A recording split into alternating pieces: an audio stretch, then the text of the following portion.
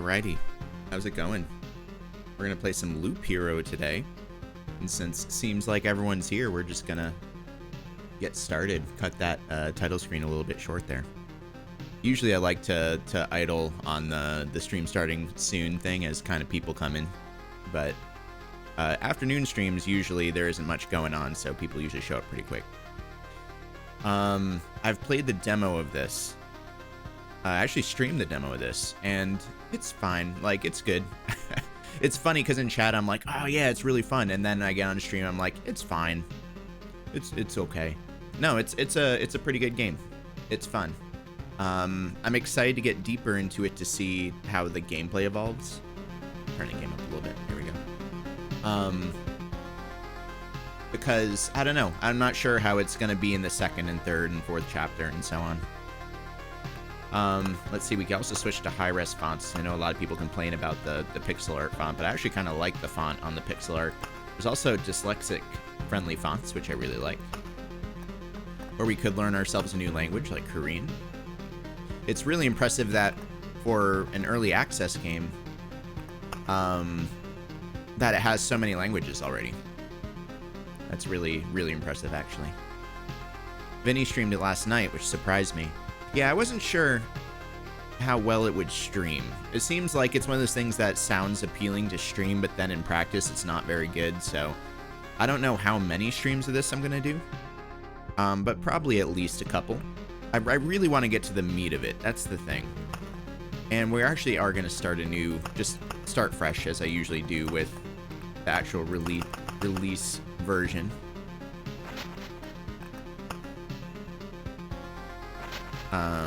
We could skip the tutorial because we already know.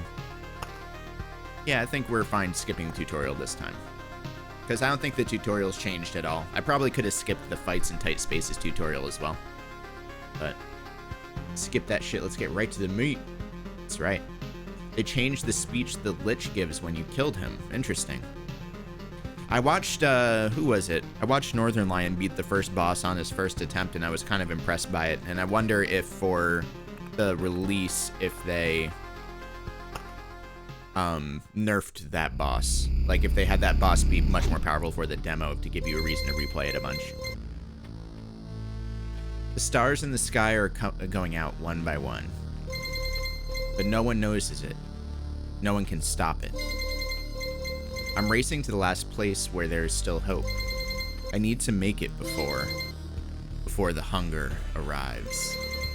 Sounds of agony will quickly fade. The world will be destroyed. Even the memory of it will be gone. And even if there is absolutely no chance of bringing it all back, there will always be someone who is willing to do the impossible.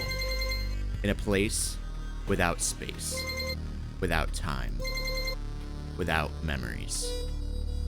We are looping indeed. How are you today, Rick? Huh. It's funny how there's just this weird empty screen if you're not doing the tutorial. Alright, let's build ourselves a campfire. And I wanted to read the text there. A common campfire, warm and cozy. Monsters keep away from it, so it's a nice spot to have some rest between your travels. It's also the center of your camp and the starting point of your adventures. Here restores 20% of his max HP upon entering the campfire tile. Estoy Lupin. It's funny, I lived in Texas for 4 years and picked up a decent amount of Spanish, and I don't know what estoy means, even though I know it's a very common word. Alright, expedition time, and it's interesting because since we're not doing tutorial, we can actually edit our deck. But for the default deck, I don't think there's anything I would remove. I still don't quite get the point of the beacon because it's 20% attack speed for all units, and I'm pretty sure that includes enemies as well. I guess it just makes the game go quicker, but then it's diluting your deck with a card that does, like, functionally nothing. I guess the movement speed might get you through quicker before, like, a day wraps. I don't know. Seems weird. I don't get the beacon card, but maybe it'll make more sense eventually. Vampire Mansion adds vampires, which is cool. Yeah, very vanilla deck to start. Treasury, which gets us our meta progression items. Google Oh, it's I'm. According to Google, it's I'm. I'm Lupin. Estoy Lupin. Chapter 1, enemies have 0 to 1 abilities. Enemy strength minus 5%. Strength growth is plus 2% per loop. I guess that's why you would want to go quick, is because the faster you get through... Well, no, that still doesn't make sense. That would make you want to go slower through each loop, because then you get more days per loop. Because if enemies grow per loop, wouldn't you want to go through the loops slower? So even then, man, I'm so tempted to just remove Beacon right off the bat, because I don't want to go slower. If it was 20% attack speed for me specifically, I would want it. A weird sound effect. Reminds me of Tower Climb's death cards a little bit. Oh, and you can see there's a little mountain. Tempted to remove the beacon, but let's just keep it. I feel like your first run, you just gotta keep the default deck. It would be blasphemous to do otherwise. This path, everything is wrong, but I remember. It looks like a completely different place, and it's empty again. Do my actions have any meaning? Like I have a choice. If I need to give up and cry to save the world, I'm the worst savior of all. Let's do it.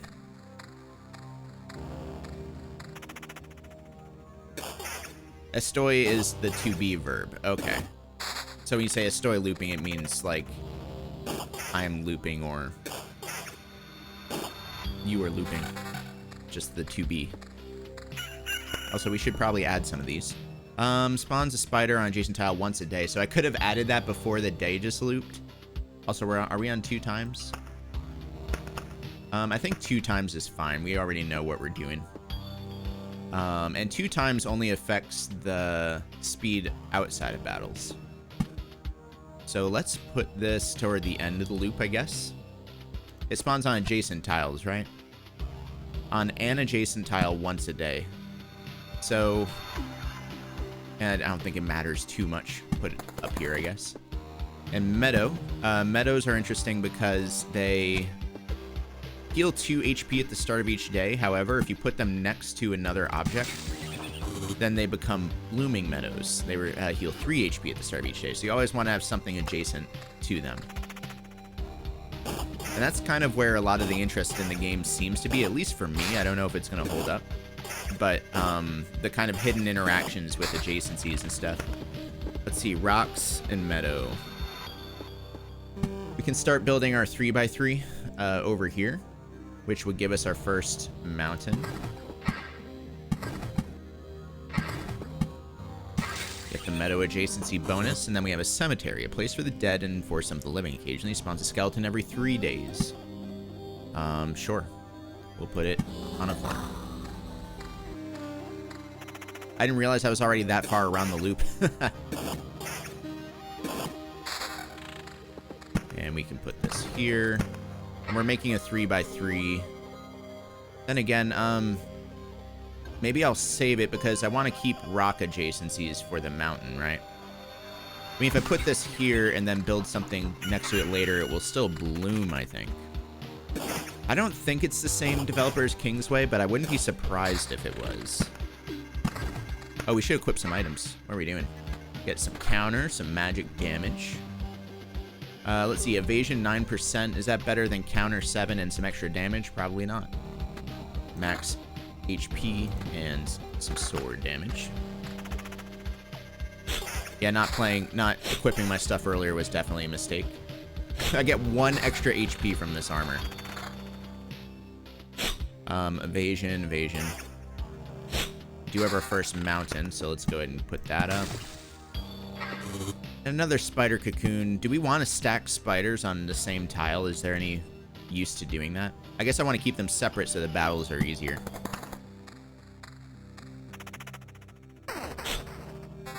Cool. Damage to all, too. I like that more. Well, then again, the counter is really nice. Let's just keep it with counter. We're going to get better rings real soon anyway.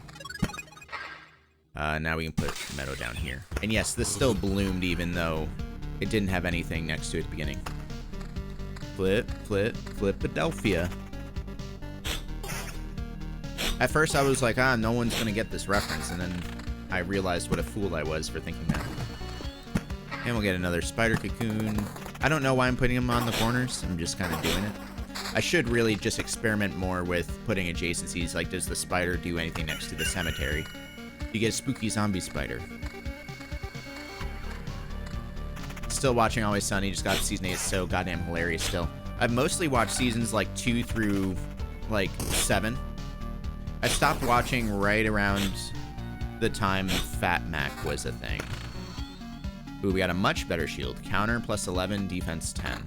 Actually, we didn't have any shield, so of course it was a better shield. We got our first helmet. And we actually... Wait, can we not equip helmets? I'm confused. Max HP. Oh, you know what? It would go in my armor slot, which I don't really care for. 4-6, and not as good as my current sword, which has some defense and evasion. It's interesting when you're mousing over stuff, it pauses the game automatically. When you recommend Always Sunny to people, do you have them start with season 1 or 2? I usually start with season 2 just because I feel like Frank is such an important part of the show. Their first mountain peak. Get a meadow. Oh, we definitely want to put a grove out there. Rocks sucks. I make 9 rocks into great mountains surrounded only by small mountains. Are rocks... Yeah, because I guess if rocks are flat out worse than mountains, then you should just build your mountain peak with nothing but rocks. There's plus 9 HP for each adjacent rock or mountain. I don't have a rock to compare it to, but I think you're correct. And you can only have 1 mountain peak per level, right? So let's build a big old mountain range. Oh, these jams, man. Get some meadow adjacencies here. And Grove spawns a rat wolf every 2 days, so the wolf can move to an adjacent tile. Let's put it, here. Can confirm only 1 mountain peak per map. Cool.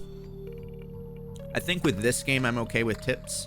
How are there 3 spiders? I guess there's about 3 days per loop, so. Vampire Mansions I really like. Adds vampires to battles on adjacent tiles. So let's put it here so it doesn't overlap with spiders, but can create 5 tiles worth of vampires. And another mountain, of course. And Oblivion, which just erases any established tiles, erases monsters from the road. I think I'm gonna test it.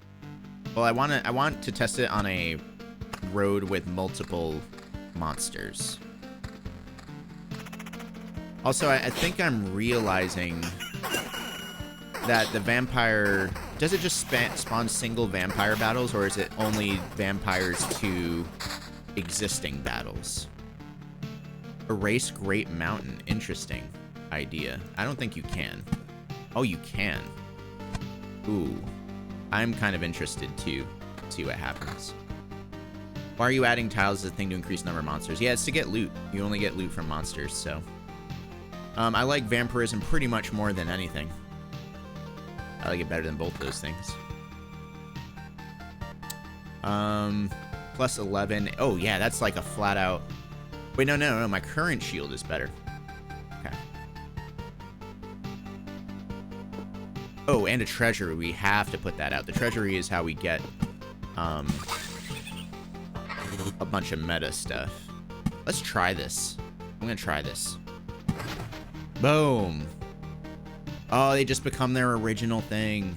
Although it still spawned a harpy, which is funny. That's cool. I can just put a new rock out when I get one. Stop. Where did these goblins come from? I don't remember remembering you. We remembered ourselves. Now give us all you got.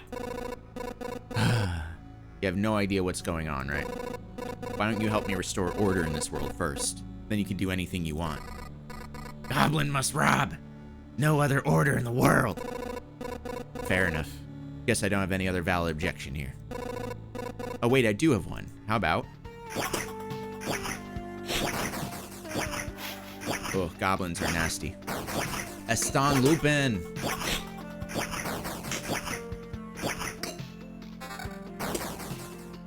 got some really nice armor. Get some regen, some evade, defense, and like doubles my HP. Incredible.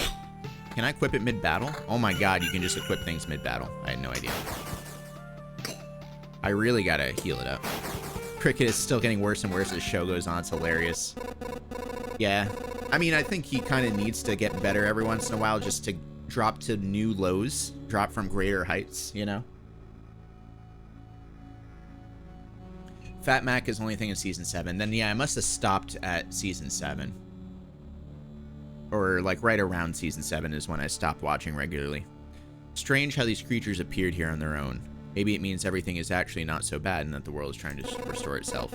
Or that even the apocalypse is enough to get rid of some of the pests. No. Man, okay. It's interesting. Battles pause when you mouse over things, but the loop does not pause. Let's see. We'd be sacrificing some regen, evasion, and defense for magic damage, damage to all, and better regen. I like that more. We need as much regen and vampirism as we can. Okay, we can build our mountaintop again. Oh, that's annoying. It sacked the upper mountains instead of the shitty rocks. So each rock is 2 HP and 2 HP for every adjacent rock or mountain. Whereas, so mountains are basically just better rocks. Is that right? So really you should build your mountains out of shitty rocks and then mountain adjacencies all around that. If I'm understanding this right. We could still... Well, no. Let's just keep building. I don't think it matters that much right now. We do have better weapons. Defense, evasion. I'm fine giving those up.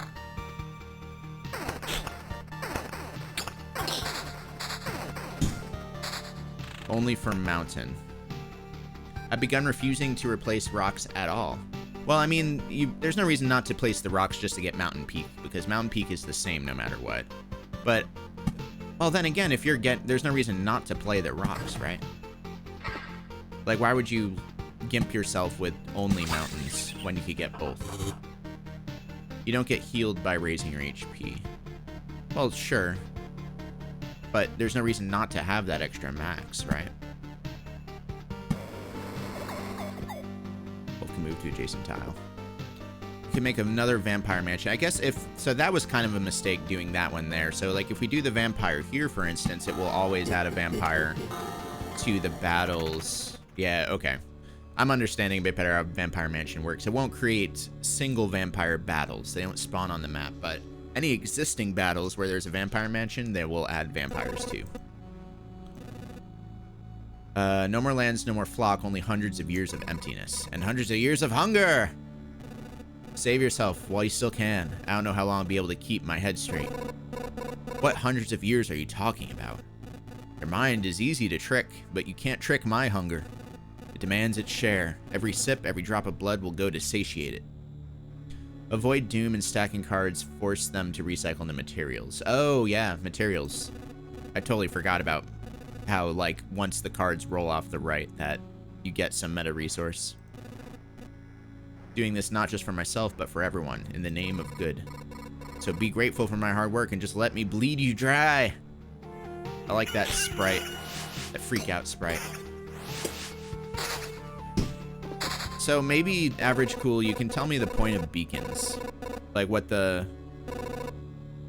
Hey, I guess I should read this. But this won't do it all. Now there are just pale shadows of their former selves, both physically and mentally. Apparently, the blood of their creatures can't sustain them. He wasn't joking about the hunger. Even the creatures that stand near him are imbued with the power to devour someone else's life. The beacon. So, it does two things. It increases your movement speed, which as far as I can tell is bad because the quicker you get through a loop, the quicker the monsters get more powerful. Which I guess might be what you want. You do want to fight the stronger... Wait, no. Because they're not just leveling up, they're just gaining like 2% strength. So they're just literally just doing more damage the more loops you do. And then the 20% attack speed for all units includes enemies. So what's the point? Like, there's just no upside to placing those, I feel like. So decreases maximum monsters. We definitely want to get this in line over here. Do that. We have more mountains. More rock. Another road lantern, which I guess we could double stack over that to make sure the spiders don't gang up. Moving quickly means time essentially goes slower, less days pass per fight. Yeah, that's like just a bad thing. And we can get another skeleton. Let's make this skeleton row over here. Because skeletons are stronger than spiders. Spiders will be like our main vehicle for fighting vampires up there. And that's good.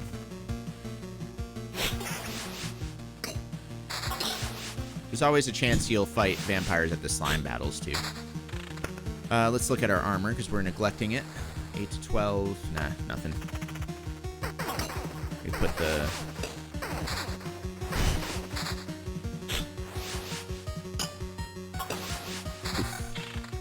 Okay.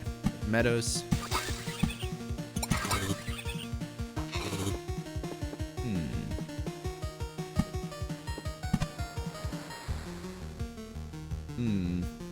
I usually don't do nothing but meadows around the treasury.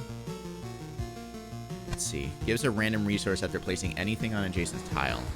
And it's a random resource, so it doesn't even matter what it is. And the rock won't give us any bonuses. Fuck it. No, it does give you... Well, it gives you the rock just for placing that out in the world, right?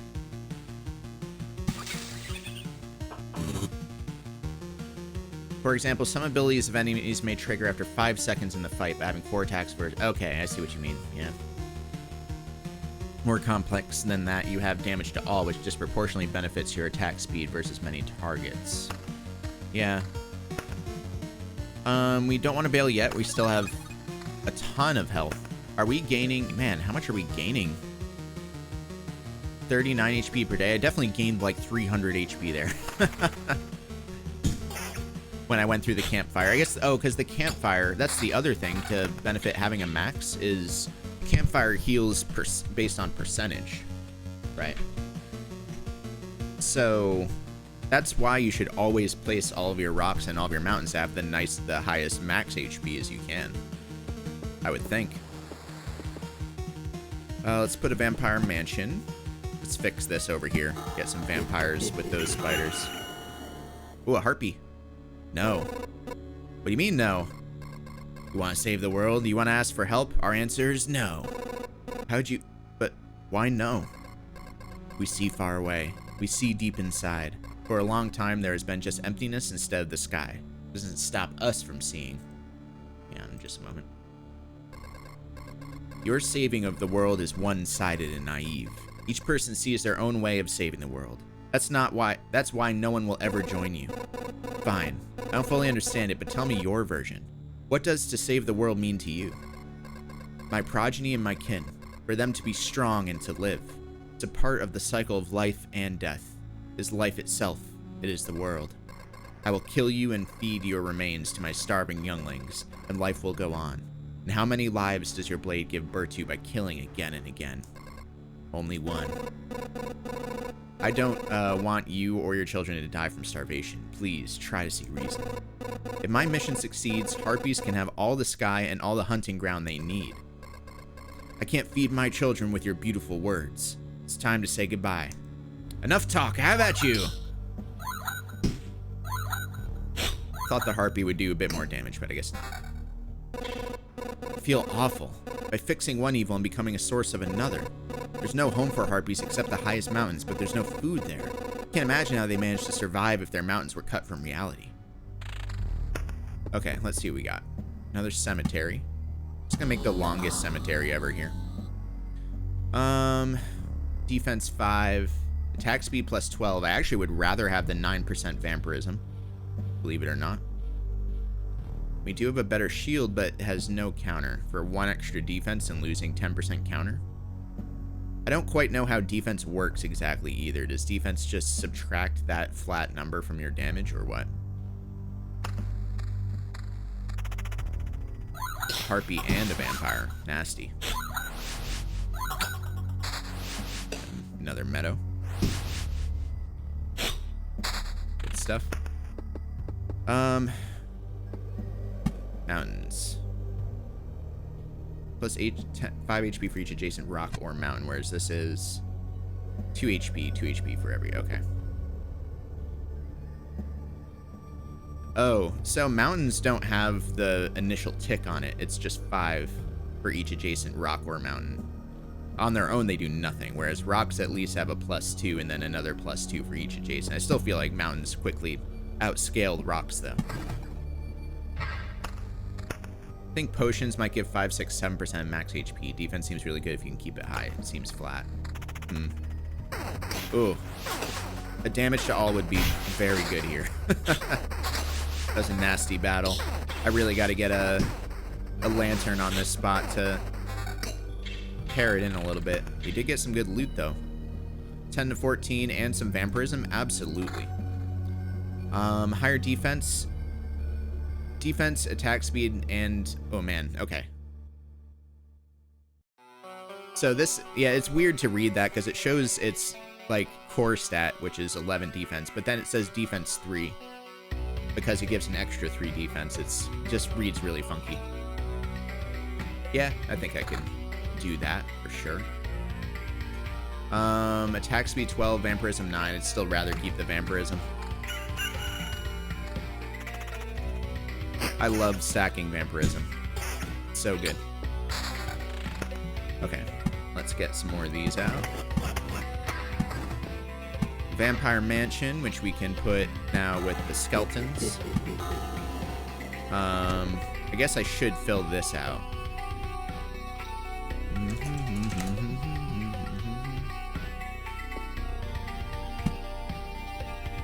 Also do that. Any other good adjacent spots? Yeah, one up here. Here. You really want to... I wasted rocks and mountains over here. I should put them over here.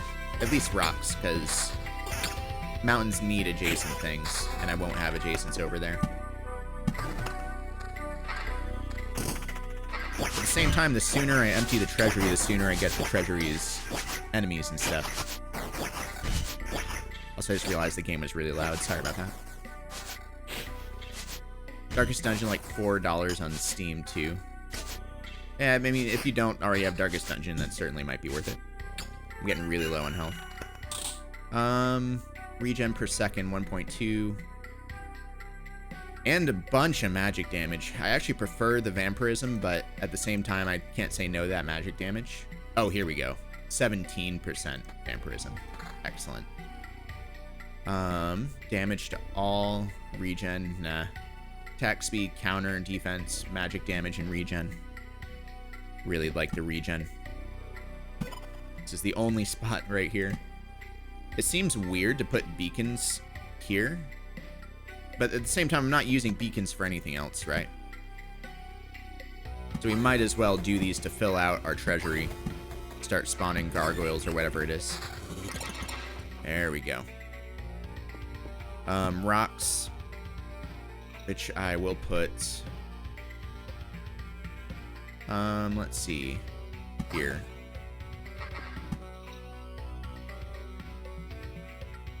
Use the corners. And we definitely need a road lantern down here. Well, actually here is probably best. Because right now there's goblins, skeletons, and vampires in that spot. Hey there, Mark. How's it going? Welcome to stream, y'all. We're playing Loop Hero, which is a new release.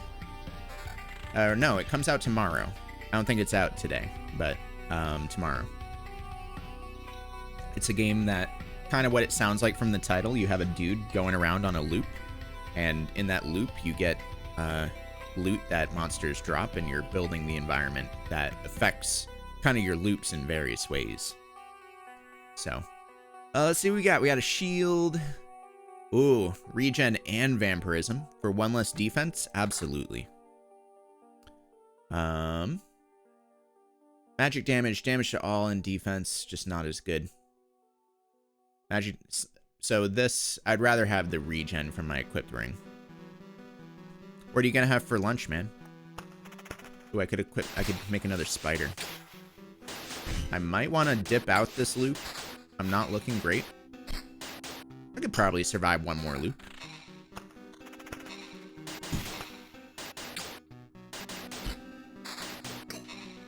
It's a really cool concept, yeah. Okay. Meadows we want to put here. We want to at least complete this other treasury before we dip. So let's look to do that.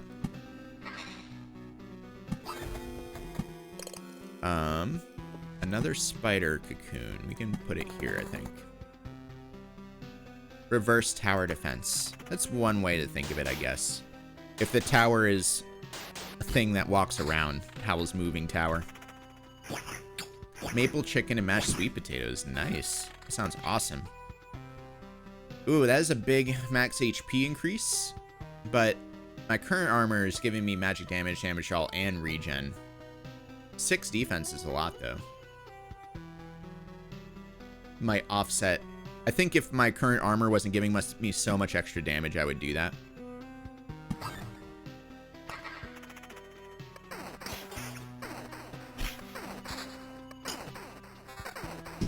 Yeah, the damage to all is really good for group fights.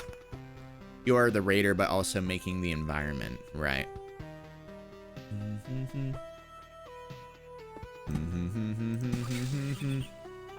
All right.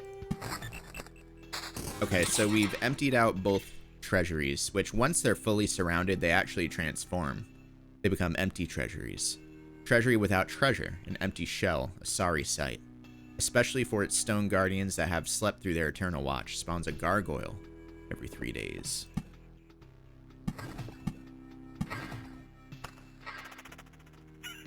Yeah, we are gaining HP very fast. Our regen is good. What's our regen? 3.6 is huge. I think we can do one more loop. Hyper change time already. I don't think I asked what, well, no, I had to have asked, but I've just simply forgotten because I'm a terrible friend. What's your kid's name? Oh, it's a lot of damage I'm taking, though. Alright, we're gonna place some stuff.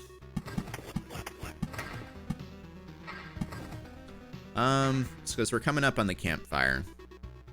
Newest one is Olivia. I don't think I even realized you had more than one kid.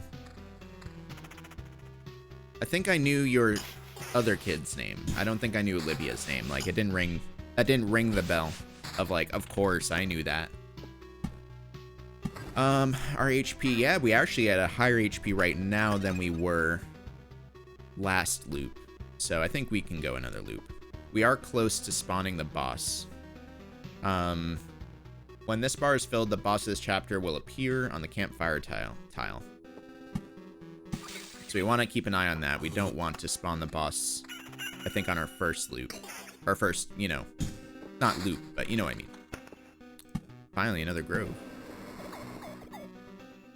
Or we could just go for it. What could go wrong, right? The thing is, we're still only at, like, level 4 and 5 items. Another reason to have the speed card, if you're impatient, the boss will spawn faster, sure. Has so many spiders in that one spot. Okay. And if I'm understanding the logic right, spiders are like a direct upgrade to slimes in their drops. So, like, you want to place spiders throughout the loop so much that slimes are no longer, like, a thing. Like, spiders are the new slime. Maybe. Another cemetery. Oh, wow, you have 3 kids. 6-year-old is, Liam. 4-year-old is Kaylee, KK. That's an adorable nickname. I love that. KK. Do you call her that because of KK Slider, by any chance? That's really good. That's a great nickname. Cemetery. This stretch right here is going to be very painful.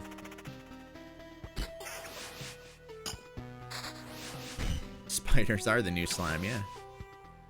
Yeah, we are gaining HP like crazy. I'm tempted to fight the boss. What do you think, chat? We could fight the boss. And we've got a lot of HP, but we don't have potions, which are like your death defiances of this game.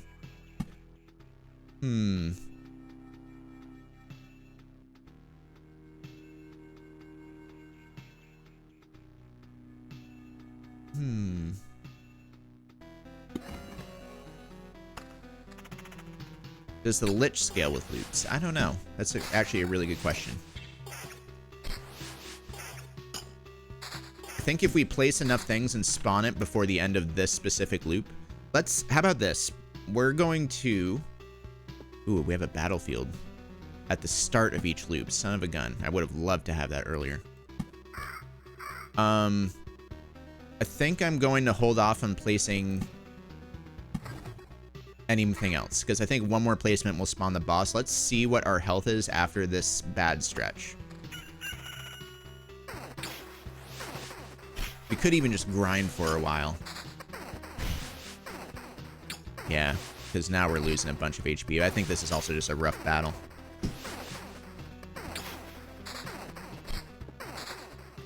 Oh, I really want to place the other treasury, though, but if we do, we will spawn the boss. Like, guaranteed. Gonna fight the gargoyle here. Surprised there's no dialogue for gargoyle. Ooh, some good loot. 22 to 32. The shitty part is we lose, like, all of our vampirism. We get some of it back with this ring. Defense 14. I hate to do it, but I'd love to do it too. Yeah, our healing isn't as good now. As expected. What was that? We just gained something. What is that? What is that? What is that noise? Vampire aura. All enemies that are not objects or artificial gain the vampirism effect. 10%. Huh. I guess just from being in the presence of a vampire. I think, yeah, this fight is really rough. Bang, there it was again. Getting some kind of rare item. Man, that was just the first slot of, like, the horrible stretch of things here, so we might not even survive this if this goes really poorly. I think in the future I'm only going to add vampires to weak things like spider tiles, because that way I never have to fight like a vampire and 2 goblins like I have to in this fight. Oh god, please live, please live. Please live. Oh my gosh. Kill the vampire, thank goodness. Ugh. Let's see, regen. Losing some damage, but higher regen. Yeah, I think that was worth. 15 to 23 defense and attack speed 12. Gives me some defense, but I lose a lot of damage. Oh yeah, this is very much worth it. Just much higher vampirism. Back up to 21%. Vampire Goblin is a really nasty combo. When you overfill your cards, it gives you rare materials. Oh, okay. Understood. Ugh, now we just gotta survive this rat loop here. Oh, I'm not gonna die! Kill it, kill him, kill him, kill him, kill him, kill him! Oh, we lived. We're not gonna live this. I don't even know how we thought we were gonna beat the boss here. Someone in Vinny's stream had a killer idea of surrounding vampire lands with blood groves to eliminate OP vamps. I mean, with blood groves, ideally you just want to cover the whole map with them, if you can. I try to prioritize having it on a boss tile, though. Oh, am I gonna live? Dude, if I live... Kill it. Kill it! There's no way I'm gonna live through this, right? Especially if I'm missing. Yeah, I died. You keep only 30% of all resources found. Damn, we got so cocky. Overconfidence isn't insidious, etc. Alright, we'll retreat. That's fine. We still got a lot of resources, even for losing what we lost, I think. I can't believe it. Hey, everybody, the boy has managed to return. Survivors? Does this mean I'm not alone anymore? Where'd you come from? Is there still a place without darkness? We don't know where we came from, or we can't remember. These people you see are only a small part of what's left of the group, I think. I love her, Sprite. I love her. You're not done? You're not sure? We're not sure. We reached that conclusion because of the abandoned luggage and leftover daily rations. With each day, new signs of presence of people that, as far as everyone here knows, have never even been with us. It's like we forgot them. You forgot. Exactly. It's like people disappear every day and we instantly forget they even existed. Almost as if we forgot the place we came from and our families. Maybe even ourselves. My name is Yoda. That's the part I still remember. Nobody else's memory is in much better shape. That's why I remember so little about myself. Everything is forgotten. But wait, you said that I'd managed to return? That means you remembered I was here. Yes, that's why it's so important to us. We saw you leave, but you were gone before we could approach you. Listen, we can't wander around this emptiness anymore. It's a campfire and a few sleeping bags here. Real luxury in the dark times. What do you say? Oh, of course. I'd be grateful if we could team up. I want to restore everything. I've begun to remember the world as it was before, but there's no point to it without other people. It's too lonely without them. Remembering the world? I don't understand what you're talking about. I'm too exhausted. But we'd be glad if you could help us, and we'd be glad to help you. Just don't ask us to go with you. I don't know how you managed to return, but for us, leaving the group is too dangerous. I will ask no such thing of you. For now, I just want to have a place to return to. A place where I can hear other people's voices. We weren't joking about help. I thought the dialogue was done. Like, it all disappeared. It went to the screen, and then just immediately popped back up. We weren't joking about helping you. Here are the few things that survive the cataclysm that don't vanish away. And don't vanish away. Can't be forgotten. Take them. You might need them.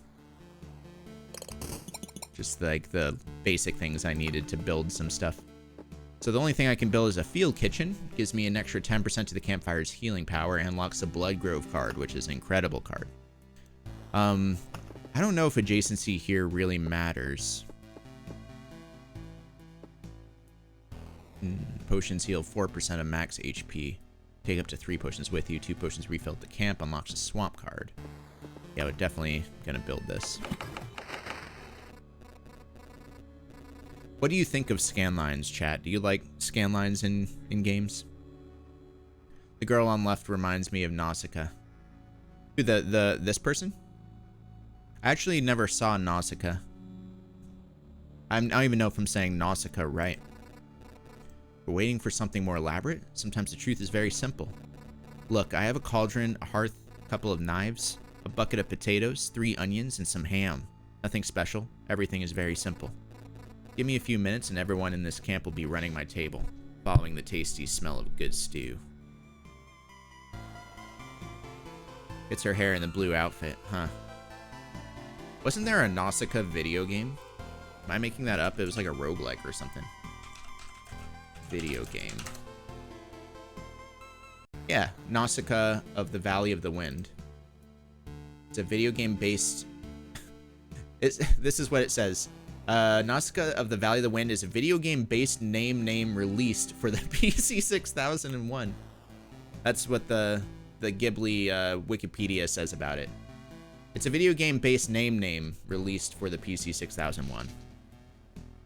I'm not misreading it. Oh, and the extra A has like a little double dot over top of it. Yeah, I never saw Nausicaa. There's a lot of Ghibli flicks I've never seen. I hadn't seen Spirited Away until like a couple months ago, believe it or not. I've never seen Ponyo. Trying to think of some of the others. I would need to look at a list. List of Ghibli flicks. Alright, list of Studio Ghibli works. I've never seen Nausicaa. Never seen Grave of the Fireflies, although that wasn't Miyazaki. But I know about that one. Apparently it's very sad. I've never seen...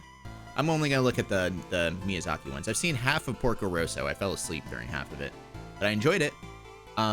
Never seen Whisper of the Heart. Let's see. Oh, never saw Castle in the Sky. I always confuse Castle in the Sky with Howl's Moving Castle. Never seen Ponyo, which we mentioned. Never seen Arrietty. I've never even heard of Arrietty. Or From Up on Poppy Hill. Up on Poppy Hill, there's a plastic tree. Never seen The Wind Rises. And never seen How Do You Live, but that one's not even out yet, so. If you have HBO Max, they're all on there.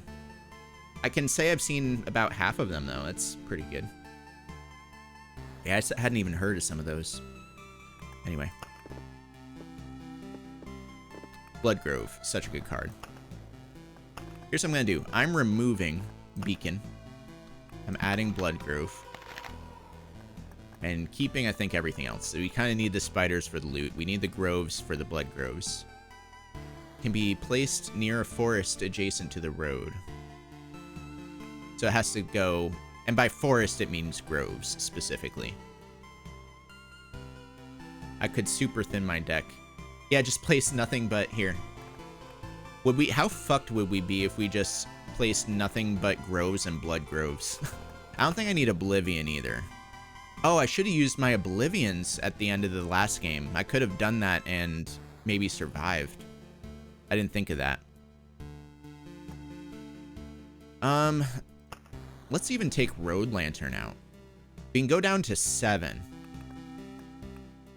I like Battlefield. I like Cemetery. We'll keep the things that give us monster spawns. And we'll keep the treasury for the loot. I'm going to take out Road Lantern. I mean, Road Lantern can be useful, make sure no battles get overwhelming, but I don't think it's that key of a card. Let's do that. I watched Pom Poko with the kids and regretted it. Couldn't just stop it because it would mean explaining why. There's a scene of raccoons beating the shit out of cops with their ball sacks. It sounds incredible. If I didn't know that your kids were like 6 years old max, I would say that's exactly the kind of thing I would want to watch with my kids. It sounds amazing. Grave of the Fireflies is the best movie that I never want to watch again. I've got a couple movies like that. And of course, now that I'm live on stream, I can't just pull them out my ass, but I know that there are at least a few. Probably Uncut Gems. I really loved Uncut Gems. Probably never want to watch it again. One of the most stressful movies I've ever seen. Hi, in Nicaragua. Hey there. Hello from North America. Alright, we got Shield. I don't even know what it did, but it doesn't matter at this point. 9% Vampirism out of a level 1 ring. Super good. Alright, we got our first Grove. So, Bloodgroves go adjacent to normal Groves, so we kind of want to maximize. So, for example, if I put this here, do Bloodgroves go on the road, or do they go off the road? I would assume they go on the road, right? Like, because they got to be placed like normal groves.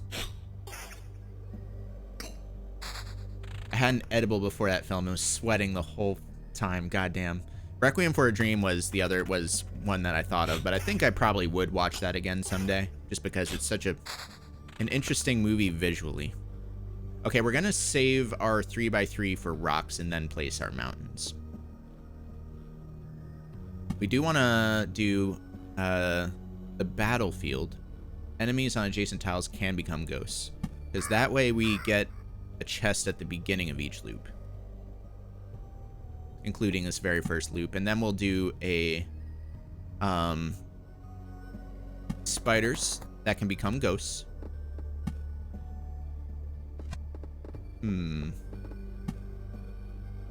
Never know where to put things quite yet. You can place your mountains early, just place them staggered so they don't get transformed. That's true.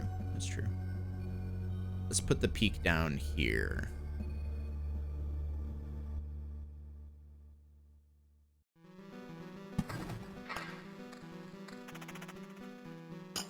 I guess I should place the other battlefield too.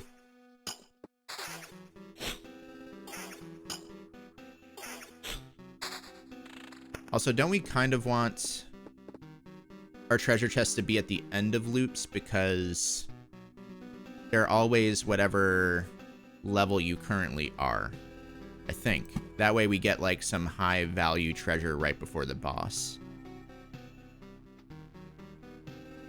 How's Loop Hero going? It's going pretty well.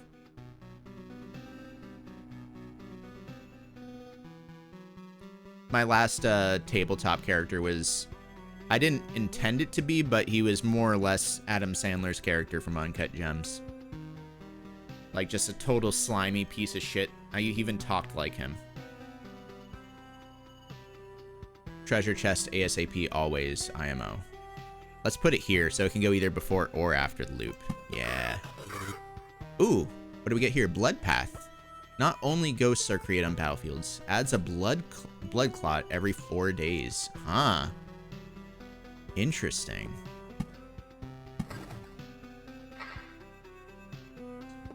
Meadows. We could start to put our meadows out. And we'll get some spiders. I don't think it matters too much up here. I'm gonna wait until I get the blood grove before I place the grove. There's a chest. I just beans my optimal mountain? What? No way. Did I really? As long as it's after the start of the next loop, it doesn't matter unless you really want Blood Road. Got some loot. Just flat out amazing. Attack speed, vampirism. Hot damn, we're up to 17% already. Did I really beans it? No, I didn't. I was going to do a 3x3 down here. Or I could do it here if I really wanted to, but...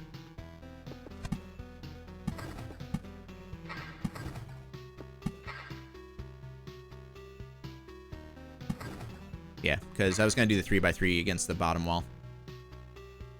I don't... why? Why not? What difference does it make, dude? I don't think it makes that much of a difference because the adjacency bonus for the peak is exactly the same as the adjacency bonus for the mountains. So it's like whether you put it like away from it or against it doesn't matter because you're still just placing new mountains and getting the same exact number, I think.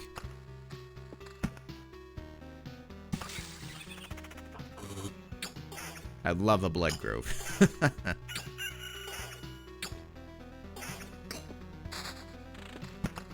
Oh, grab it. What? I really need a weapon. That's what I need. Okay.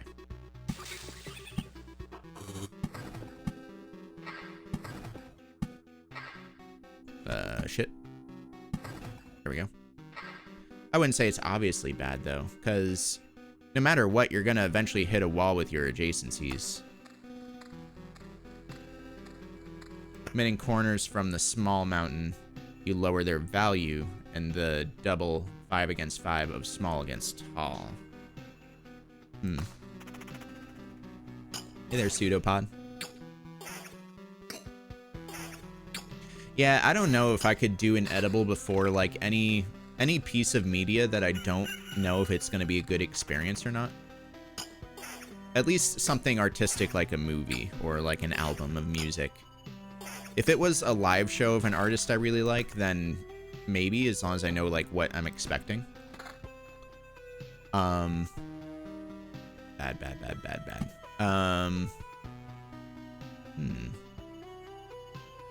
I'll wait on the meadows.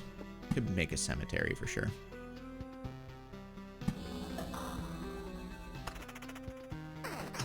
Like, but at the same time, I'm definitely like a super paranoid high. Like anytime, not every time, but a lot of the times I've gotten high, I've gotten like super paranoid, and I can't imagine doing like any kind of like, damn it, fuck, I wanted to move this over one more than that. Whatever. I can't imagine like a really abrasive, stressful movie while also high, especially something like Uncut Gems. Jesus Christ. I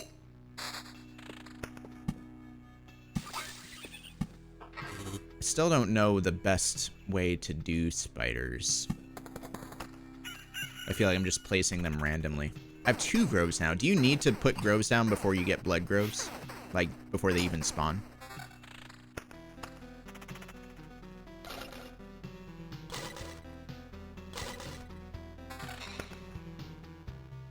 And loop counter affects enemies' level. Affects the level of equipment found. So, it's not just that enemies get stronger each loop, but you also get better equipment sooner. But then you're still going through less days before you get there.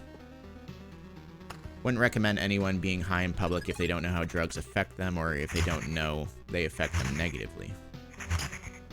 Swamp Spider Cemetery, I'm just like, eat it wherever. Yeah, right. Edibles before Pacific Rim and IMAX is my favorite movie watching experience. Yeah, but that, again, it was a gamble, though. I don't think I would want to take that gamble. If I already knew what to expect from the movie... Oh, shit. I've never seen this before. Undead has a soul.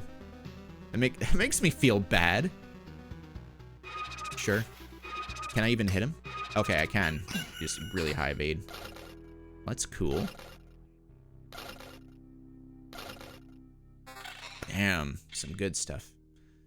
Let's see. Get some regen, evasion, defense, magic damage. It's a higher level ring, but 9% vampirism is so good.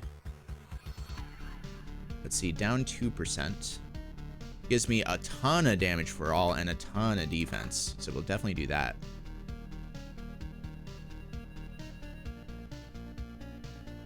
Yeah, I think even a vampirism 9% is just better than like a tiny bit of everything else. Vampirism is just so incredibly good.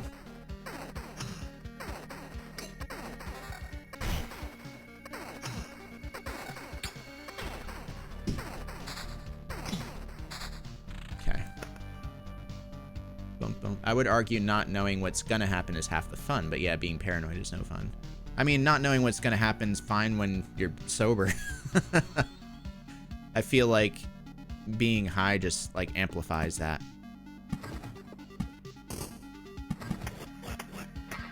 And meadow.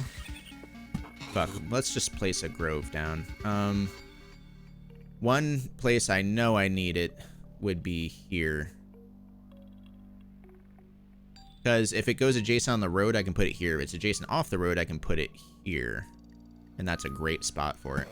I think it's adjacent off the road anyway. And let's put one in place for the boss if we decide to do that. Well, no, let's put it in place of where we're going to see a lot of enemies, which is here. I really just wanted to start to get those were-rats spawning or whatever. Finally a weapon, Jesus Christ. About time. Healing 3 per hit. Put groves in such a way that only one blood grove causes 3 groves to be affected thanks to that sexy corners. I've never done a weef. They aren't legal here, and plus I'm sketching any drugs at all. Yeah, it's crazy the difference between doing illegal marijuana in Texas and doing pot in Massachusetts. Totally different social vibe. Damn it. That's fine, I'll keep it paused. We got our first vampire mansion, and we are going to put it adjacent to... I think here's a good spot, because it catches the spiders. You don't need to worry about the goblin camp. Spawns a goblin... Where does this even come from? Appears for every 10 mountain octiles. Mountain octiles. So we definitely want a blood grove there as well. But let's put the vampire mansion adjacent to a weak spot. Like here. That way I still have to fight vampires, but they're never teamed up with like skeletons. We can also put our mountains out.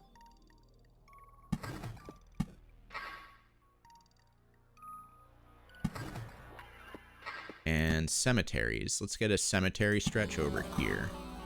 Oh wait, I already had a cemetery stretch going over here. That's fine. I'm going to do a blood grove here. So I probably should have placed that cemetery one more to the right, but whatever. How steep is the learning curve for building up the loop? I would say it's not super steep. It's an upgrade. 191. But loses all of my cool benefits. Yeah, that's good for now. Ooh, what is this? Let's see. Living has a soul. Again, all the guilt for that. Rage. Enrages after an ally dies, plus 30% damage. Oh. I wonder if that stacks. That's scary. So, okay, so that would be a good spot for limiting the number of enemies per tile. Looks like we can, well, not quite, but we could almost complete our mountain peak here. Meadow. I like that sound effect. We're very low on health, which is horrible. It's because we haven't been getting like any vampirism at all. Why did the hero become a rogue after visiting camp 3 times? Why is that, Azuma? I assume this is the set for a joke. I'm gonna look super fucking stupid if it's not. Zoot life. How many people in chat, at least in my chat, know what zooted means?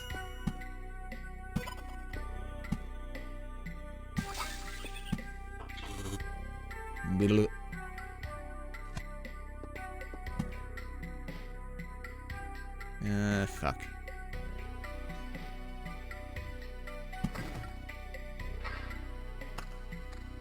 I know because Jabroni Mike and Zooted Eggman. Okay. Is Zooted a US thing? I don't know. I've never heard Zooted until I saw Ali say it over at Mark's stream. I really want rocks for being over there. Ooh, what is this? Blood Clot. Undead. Liquid. Has a soul. Does not hit that hard. Oh, and a mimic. That's scary. Another grove. Where are my blood groves, man? It's a US stoner thing. There it is. Oh, no. Don't die, don't die, don't die, don't die. Don't die, no!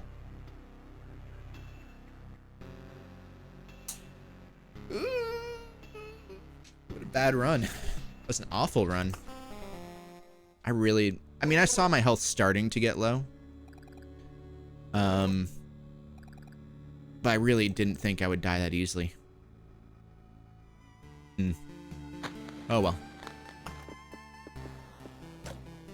Yeah, I can't build anything else yet. That's fine. There's a song called Zooted by Becky G. Is that the origin of it? I see lingo, I adopt it. I'm still learning how to use drip correctly. Because I was using it like an adjective and it's supposed to be a noun. See, I've heard toasty, but that one's been around since like the 90s, getting toasted. I kind of see the use of having these two things now. Well, not Beacon, but Oblivion we can put back in, I think. Road Lantern is useful near goblin camps. And I don't know what the little orb above it means. Let's go back up to a thick deck. It's Skewt? What is Skewt? Oh no, here's another new one. Skewt. If you find out what the orb means, tell me. I'm wondering if it's rarity. Because well, then again, we haven't been getting a lot of cemeteries. We've definitely been getting more meadows and rocks than that. Does that have to do with the number? There is like a difference. You see how this has... Look at the orbs next to these. I think they're just types? No. Oh, definitely keeping that on. I almost turned Blood Grove off. That would have been horrible.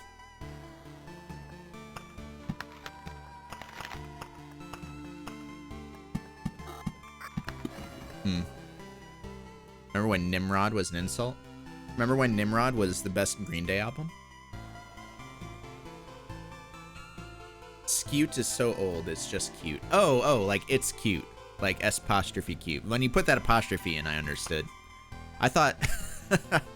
I thought skewt was some kind of new adjective that I was just totally unaware of. Like, dude, that is so skewt.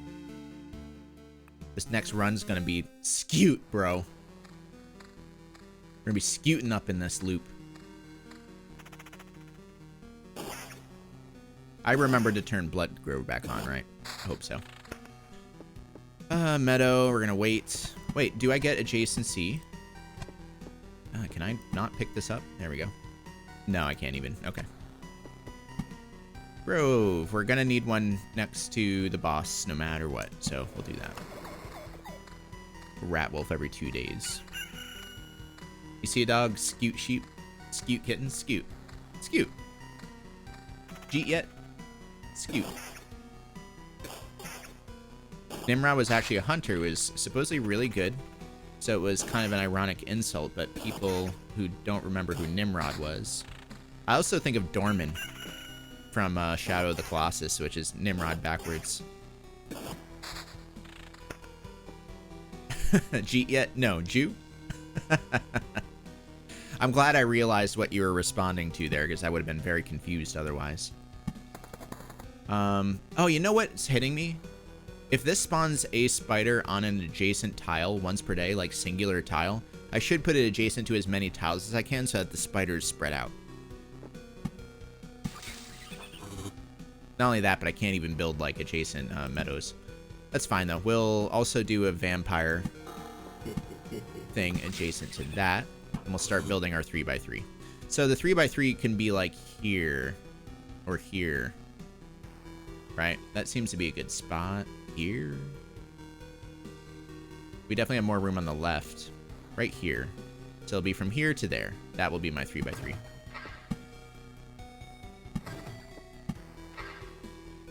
Meadows, we'll just hold on to the meadows until we get like a treasury or something. Scoot sounds like a Rich Evans word. Scoot. Look at that slime, Scoot. Speaking of treasuries. Excellent, excellent, excellent. Get some of those. The treasuries, in case it wasn't clear, they give a random resource after placing anything on an adjacent tile. Meaning like one of the resources we use between runs in order to build permanent structures. Still trying to make fetch happen. That is so fetch. I watched Grand Budapest again last night. I still got to see that. Because I love... Okay, so these go off the road. I love Wes Anderson. Like, he's one of my favorite directors. I'm sad about French Dispatch being in COVID hell. How have I not seen Grand Budapest? I know, right? It's wild. What happens if you put a treasury adjacent to another treasury? I'm going to test that.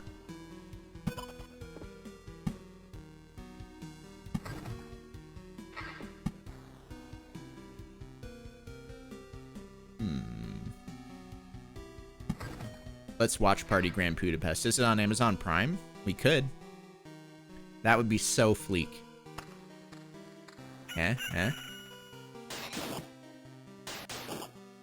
Let's make a new one. What's a good word that we can force upon the lexicon of America?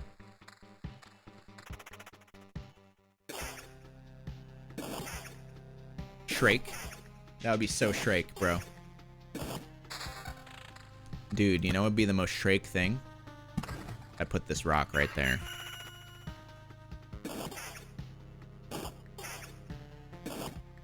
Brung.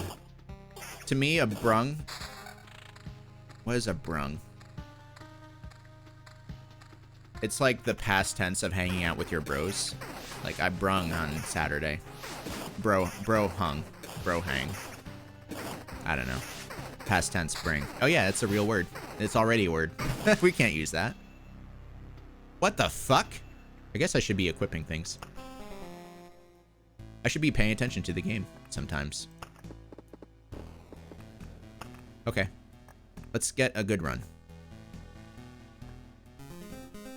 It's more powerful when it's already a real word. I guess things like fleek and drip are real words, right? Nunky.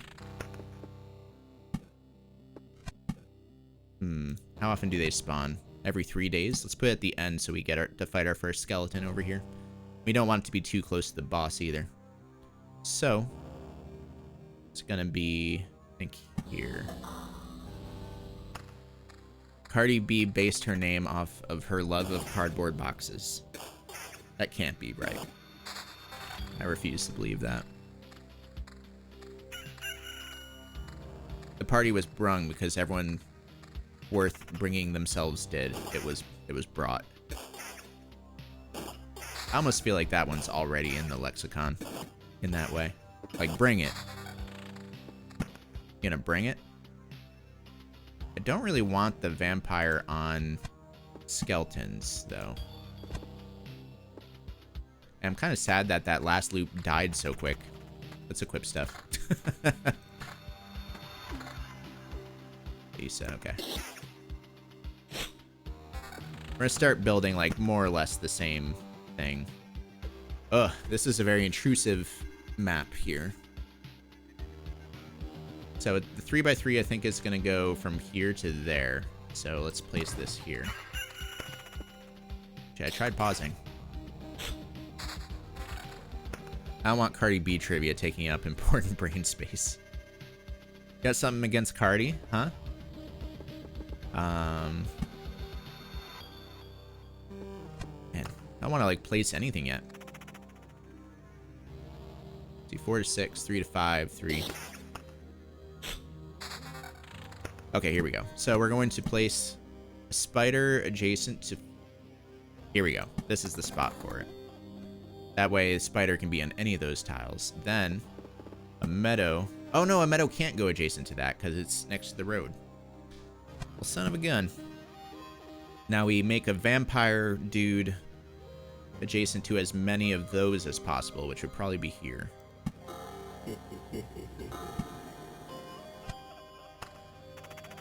Cool. And we have our first ring. My mom taught me some Cockney rhyming slang, and it's delightful stuff. I'm gonna need an example. There we go. I was wondering where our rocks were. Just remember to not get obliterated by spiders and vampires, yeah.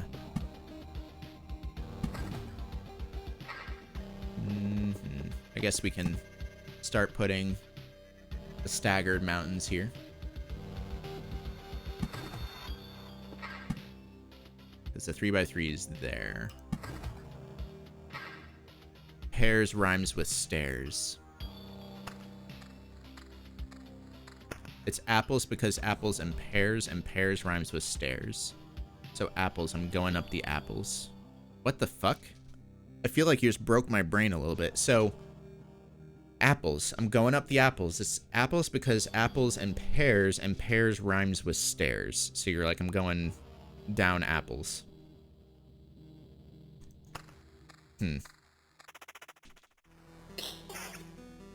That's so strange.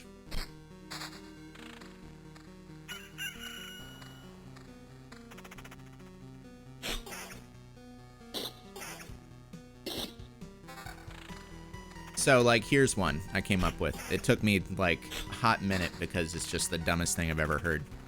But, peanut butter and jelly. Jelly rhymes with telly. Like, telephone. So, when you need to call your mother, you say, do you want to peanut your mother? It's horrible. I hate it.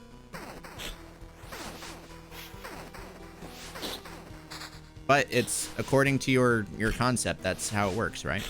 Also, I gotta place this Blood Grove. No. Don't want to lose cards. No, stop. Okay. Blood Grove. We're going to place... Let's see, it goes... Probably where the vampires are. So, like, here... There. There's a good Blood Grove. The heck did you just say? I was just going off of the rules of the Cockney rhyme that Pseudopod brought up. You come up with a rhyme for a pair of words. And then you replace that rhyme with the opposite word of that pair. So instead of apples and pears, and pear rhymes with stairs, you say I'm going up the apples or down the apples, right? Again, the dumbest thing I've ever heard. Here's a good one. I haven't a Scooby. Scooby-Doo, which rhymes with clue. Oh my fucking god. This is ridiculous. Battlefield. I want it here.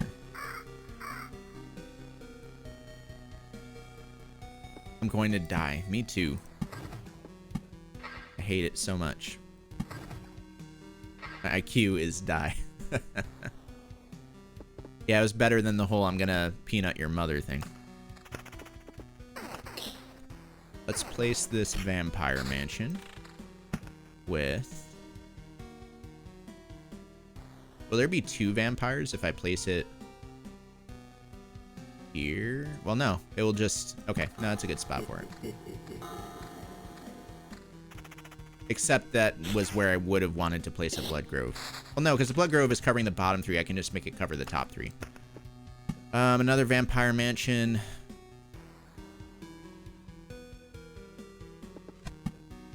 I really want to get 2 treasuries adjacent to one another, but at the same time, I also want to get these meadows on the board once and for all.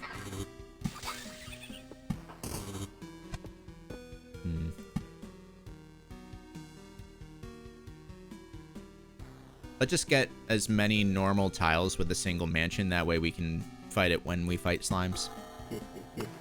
Fight vampires when we fight slimes. And let's check our items. We haven't done that in a while. I would like some regen. Would like even more regen. Good stuff. The second skeleton just jumped out at me. Why am I not placing the meadows? It's because I wanted to place a treasury adjacent to another treasury. That's the main thing. Damage to all. Oh, yes. Good. Skeleton row. And we can make a spider thing here. Mountain. There. Give me some good loot. It should be level 3 loot, right? Yeah. Defense, regen, vampirism, evade. Yeah, that's better. A slightly less damage, but gives me some counter, some regen, and vampirism. Absolutely. We can actually get some healing going on. There's that vampire slime combo I was talking about. Then there's the second treasury. Okay. We're going to wait to place this treasury until we can place it adjacent to another treasury, because I want to see what happens. Uh-oh. Goblin camp. So what spawns the goblin appears every 10 mountain or rock tiles, I think is what it's supposed to say. Apple and Pears, the new Jackbox Volume 16 game. How many Cockney rhymes can you come up with your friends? Strawberry tart heart. I'm having problems with my strawberry. I heard on TV, because strawberry tart heart, I'm having problems with my heart. I was watching a British hospital drama, and an old man actually came in and told the doctor he had issues with his strawberry. My God. This is the worst, I'm sorry. Oh, that's a good counter. 10% counter when we have 12% vampirism. Absolutely.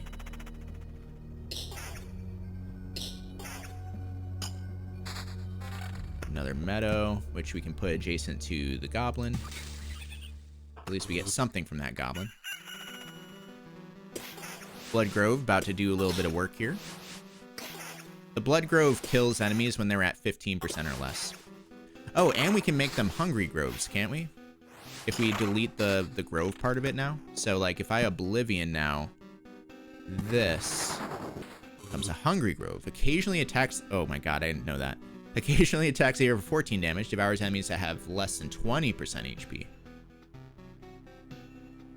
It seems endgame only. You think so? Get another battlefield out here. I would like to fight the crazy thing every once in a while. I just want to make sure no other enemies spawn there, or else I get totally screwed. Get our third cemetery.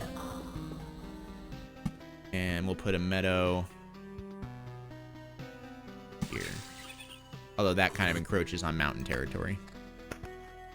Let's see, 193, 190, nah.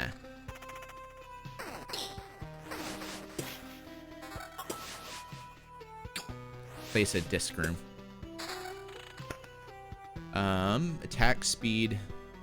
Yeah, this is just flat out better. You lose 1% counter to gain 4% attack speed and some damage to everything. Love it. 8% attack speed, losing counter and damage to all. I like the damage to all, but 2 damage to all is not great. Oh, we're doing 4 damage to all. I guess it's not horrible. Not great, but not horrible either.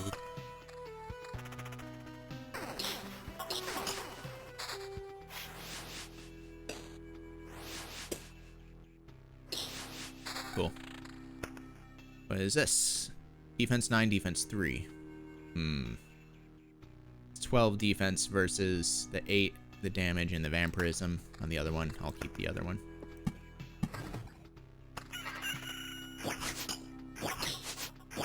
Gobos.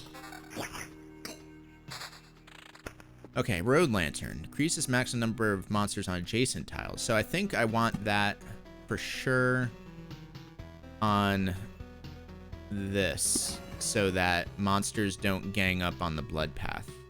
A blood clot every 4 days. I guess that's the thing too, is the faster you move through the loops, the less days are in those loops, so the less monsters you... Like, you never get ganged up on a monster tile. You never have to fight, like, 4 blood clots or whatever. So that also seems like a pretty big bonus to that. I just want a second treasury.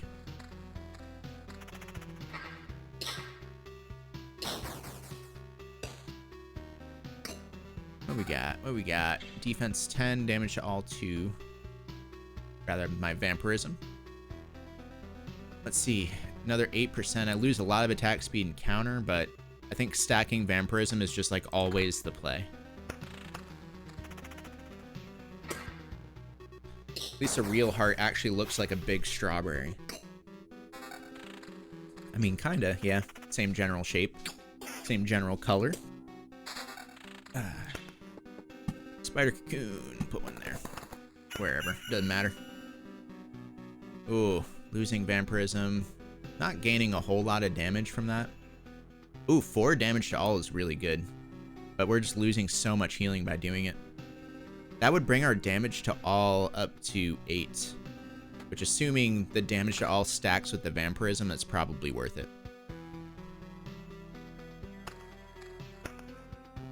Do we leave this loop?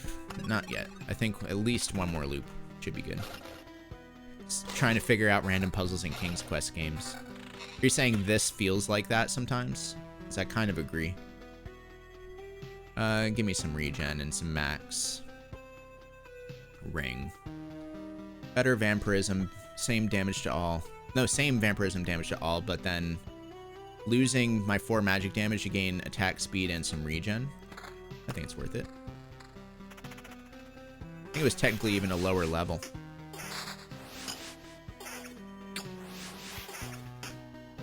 Cool. Defend now. Not worth, not worth.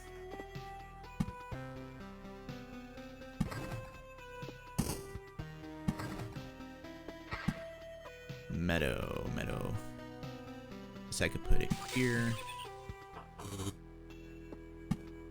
There's got to be more spots that don't encroach on my mountain area up here. Ooh, another blood grove. Do we have another normal grove yet?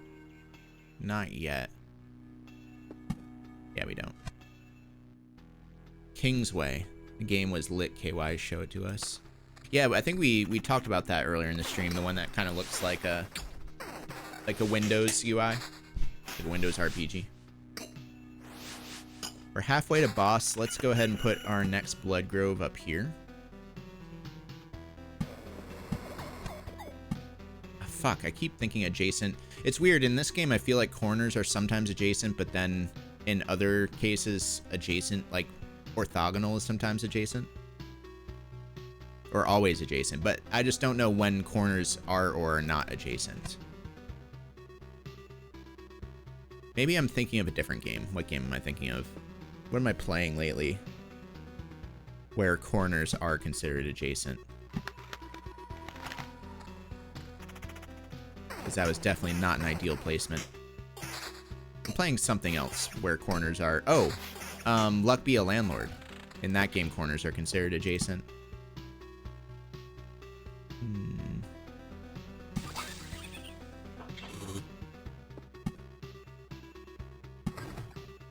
Okay, we almost have our thing.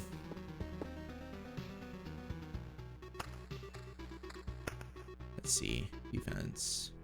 12 to 18. An extra 4% vampirism is worth losing 1 damage. For sure. Orthogonal is adjacency, but many tiles have a 1 square radius. That's where I'm getting confused, I guess, yeah.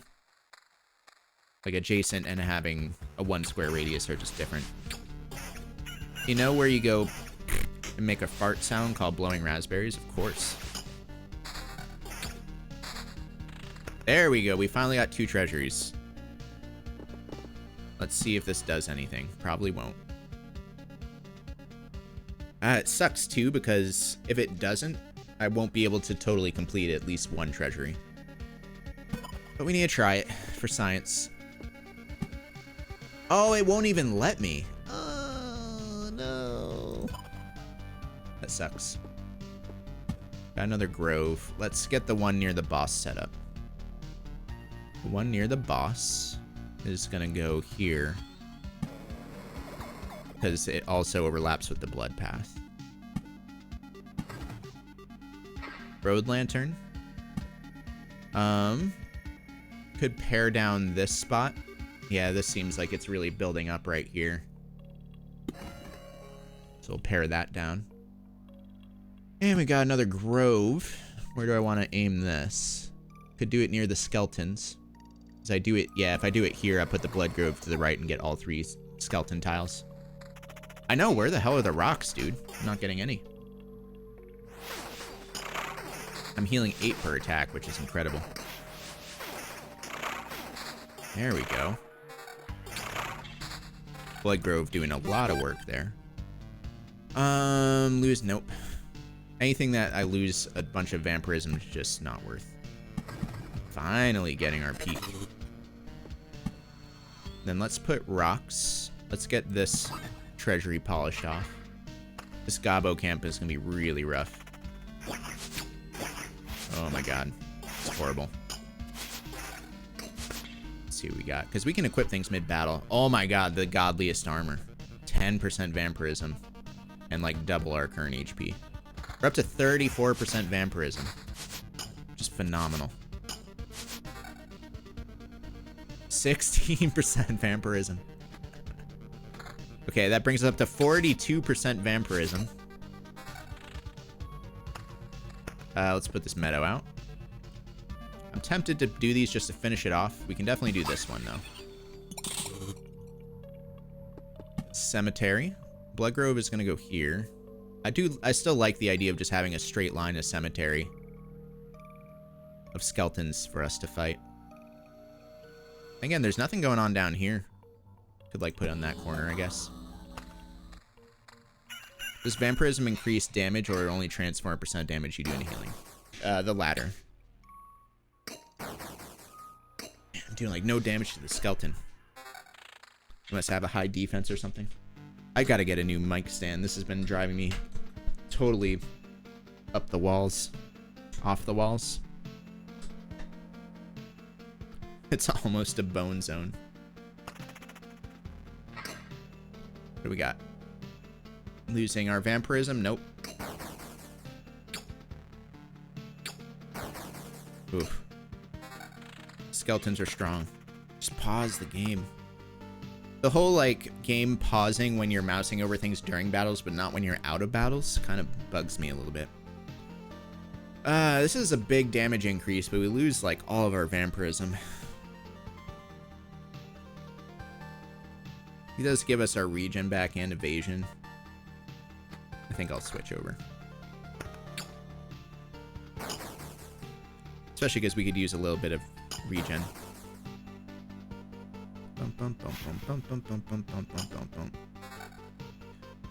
14 to 22 damage to all is 4. Our current damage to all is 2. Bring it to 6 to everyone plus vampirism.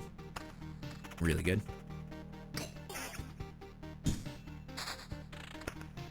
And we have enough damage to all that I think this, like, spider nest is totally fine.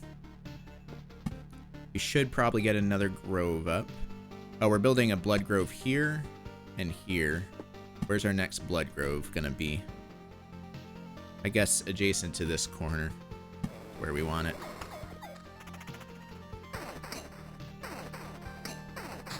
Yeah, the damage to all does stack with the vampirism, which is amazing. Not worth. Get a meadow out.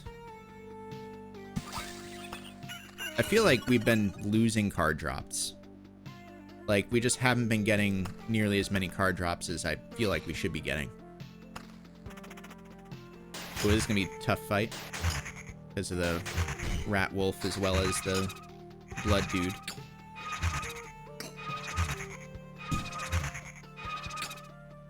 Okay. No, not too bad, actually. I lied. Getting rocks, which is what we want. We're going to complete this trio with rocks. Defense up, evasion way up. But losing vampirism. I don't think I want that.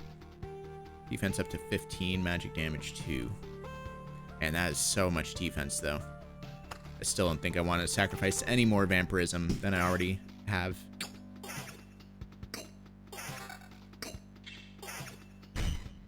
Whoosh. Spider cocoon. Where do we want it? Where do we want it? Could just make this spider land up here. Probably here would be fine because it overlaps a little bit with the vampires. Or no, here, because it hits 4 tiles with only 1 overlap with the other spider thing. Versus 3 tiles with no overlap. Yeah, we'll do it here. Vampire Mansion. I think vampire, yeah, definitely vampire with the spider up there. A new ring. Nope. You can use auto retreat to dodge the boss in the final loop. I mean, once the boss spawns, there is no retreat option, I thought. Alright, finally completing that treasury. Ooh, it gave us another goblin camp down there, and that's a bad spot for it. So we're gonna look for a way to pare that down. There is, if you use... So the only way that you can retreat when you hit the boss is by using auto retreat. It kind of sucks.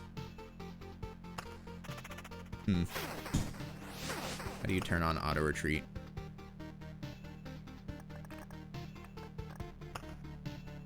Automatically pause in the end. You're talking about the pause at the end of the loop, right? Pause after battle. Interesting. Battle pause when hovering over units. Battle pause when hovering over items. I like both of those. See how it looks without the CRT shader for a little bit.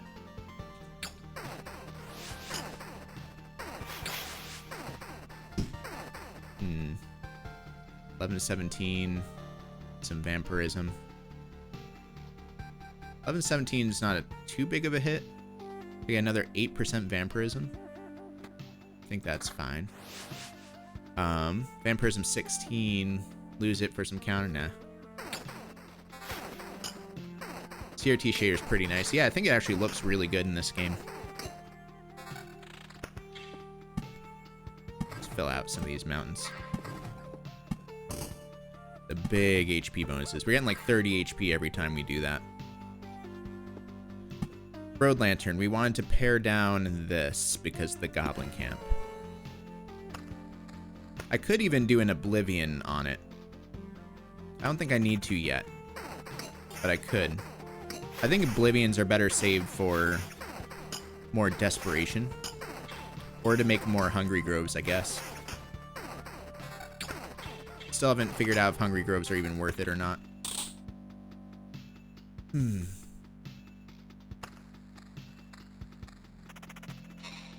Oblivion stack final boss.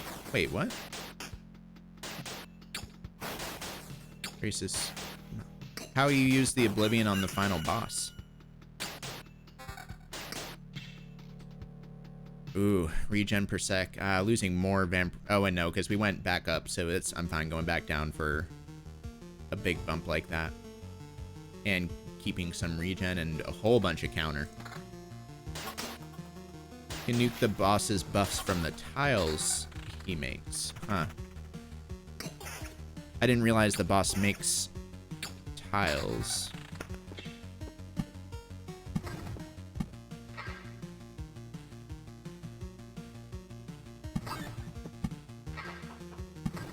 We're up to 1,000 HP, which is phenomenal.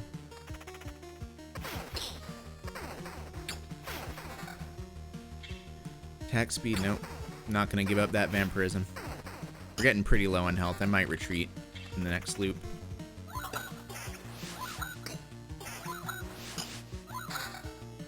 Another vampire castle. I don't even know if there's anywhere else I want to place a vampire castle. Can certainly place this. Attack speed and evasion. Magic damage. Oh, the Blood Grove. Oh, the Hungry Grove is so bad. It's horrible. 1624 with some defense. Damage to all and way down on vampirism. Yeah, I'm gonna do an Oblivion on the monsters near the Hungry Grove right now. Oh, beginning of the day gave us a little bit of a heal. Yeah, I don't want to die again. This sucks. This really sucks. Man, I really thought... What happened here?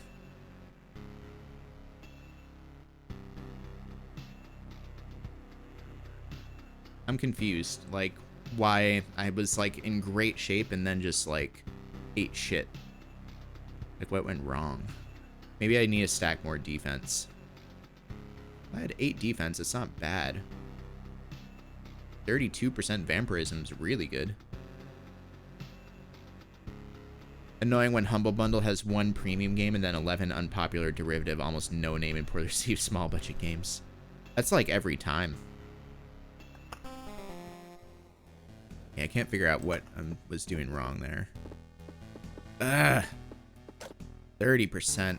So bad I can't build anything.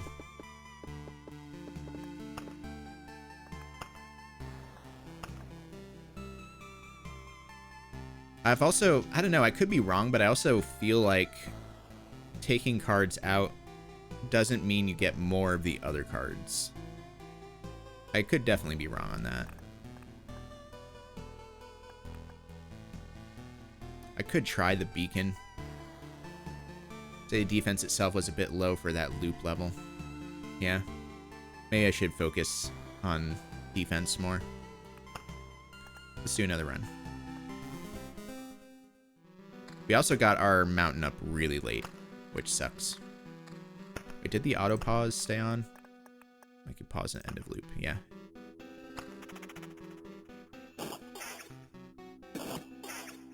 Just completely reinvent your placement tactics? I mean, that's a very broad statement. Like, what would you suggest?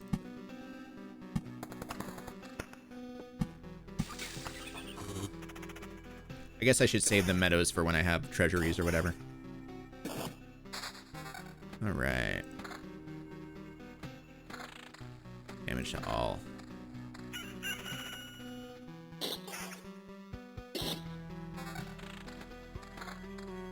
Probably something complicated about spreading or clustering tiles, yeah.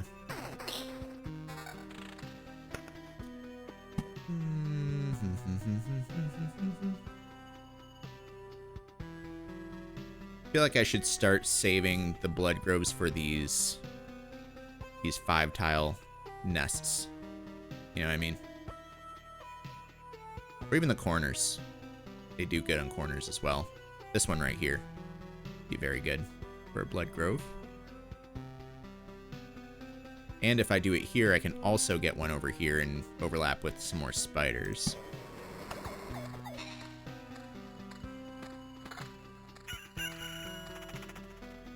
It's also hitting me that if I'm only getting a minor increase in my armor like that, I just bump my max HP from like 90 to 95.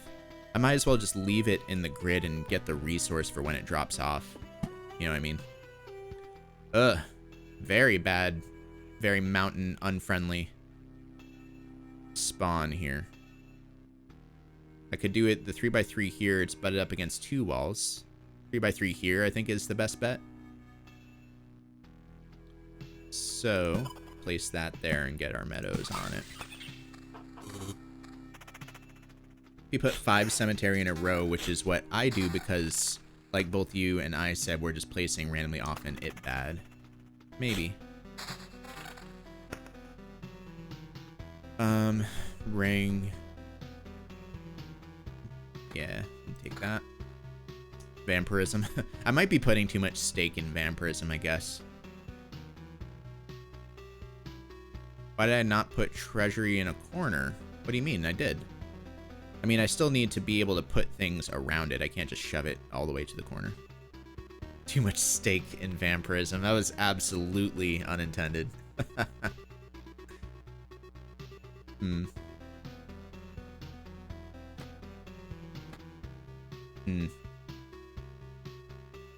Let's stack defense and see how it goes. To place it on one tile edge from the edge of placement availability. So it's 2 tiles from the edge instead of 1. Are you talking about the treasury? Or are you talking about the mountains? Sometimes it doesn't grab and it really annoys me. Cemetery.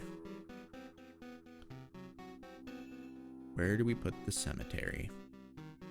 We're gonna want a blood grove. Where did I say? Here. So, put the cemetery here. I needlessly made it 2 and 3 tiles from the edge, really eating up my spare space.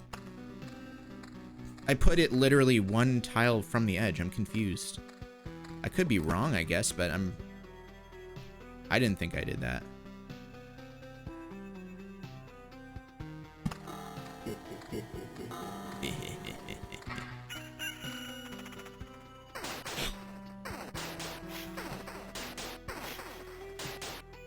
For 6.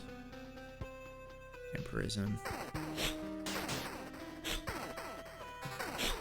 Oh, level 3 items.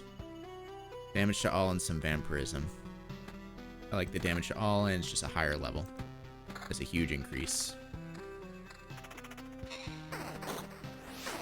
Yeah, killing the vampires is good for loot.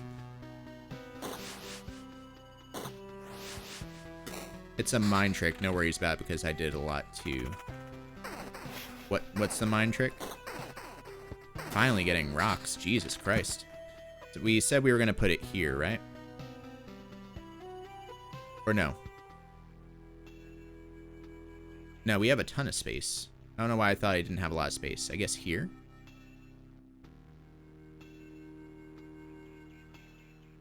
Be as good as any. Yeah, see, it's... Oh, it is 2 tiles from the edge. Whatever.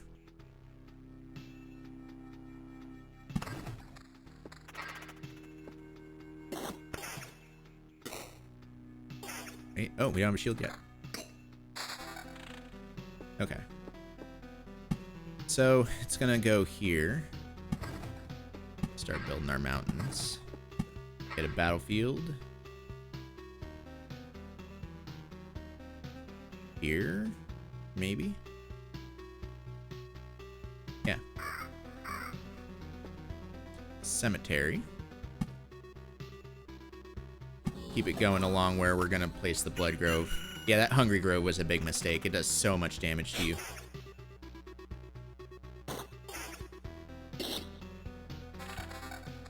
Okay, 95, evasion. Nope. Remember, different tiles display different slots for placement when you hold them.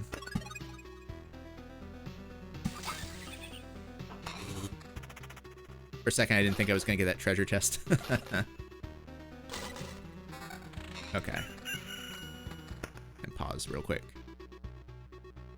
Lose a little bit of vampirism, gaining some defense and some evasion. Sure. We're going to go higher on defense this round, I think.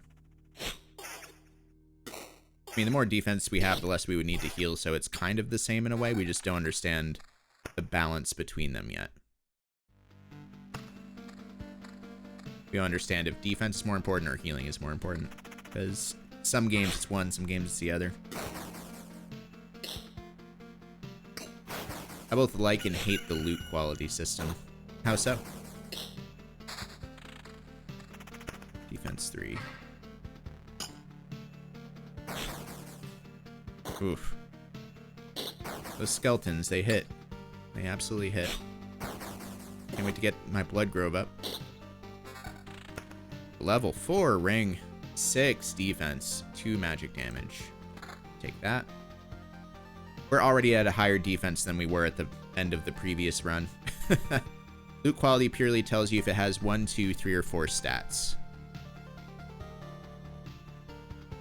I don't think that's true. Because, like, for example, this says 2, but it only has 1 stat. It's also level, which determines values. Oh, so quality and level is... Oh, I see what you mean. I get it, I get it, I get it. So I can do this here, and it will not overlap with the other spider tile. So I'll do that.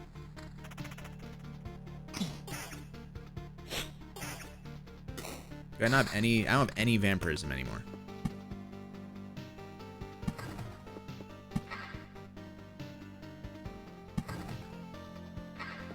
And meadows.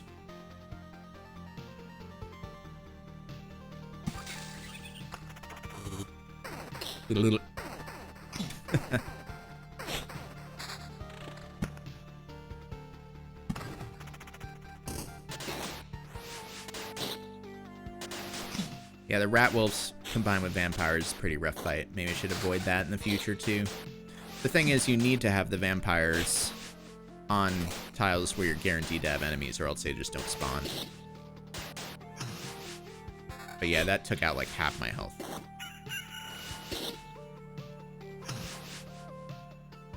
$14 to $20. Now we're talking. 13 defense. Now we're talking. A big increase in max. We're up to 19 defense.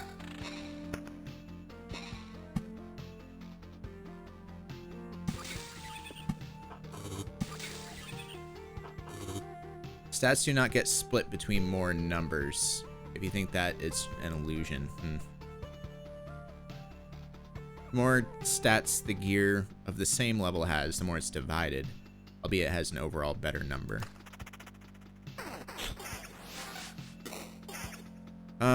Defense going way down, getting some regen, counter, and damage, but very low amounts of it. We don't have any vampirism. Wouldn't really gain a lot of regen. I'm gonna stick with my mountains of defense. Finally, our first blood grove. About time. It's gonna go right here. That's an ace blood grove if I've ever seen one. Vampires. I think I can safely put it here, because the only things that can spawn here are spiders. I should avoid putting vampires where they overlap with skeletons and with groves whenever I can. Mountain we can put here.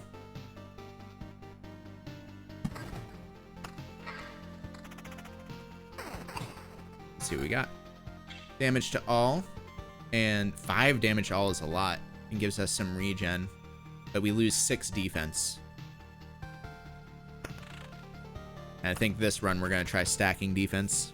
See how it goes for us.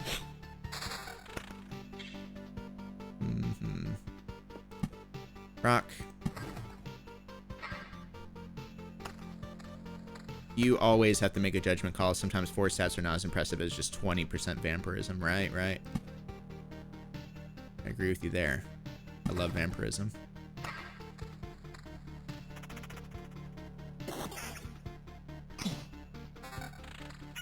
Yeah, I think without any kind of regen or vampirism, the defense is not great. Like, you need to have at least a trickle of one or the other to make them really, really shine, because otherwise you just eventually die to chip damage. Unless I guess your max HP is really high, in which case you get healed at the campfire, and then you're fine. Like, see, that's a huge heal that we just got.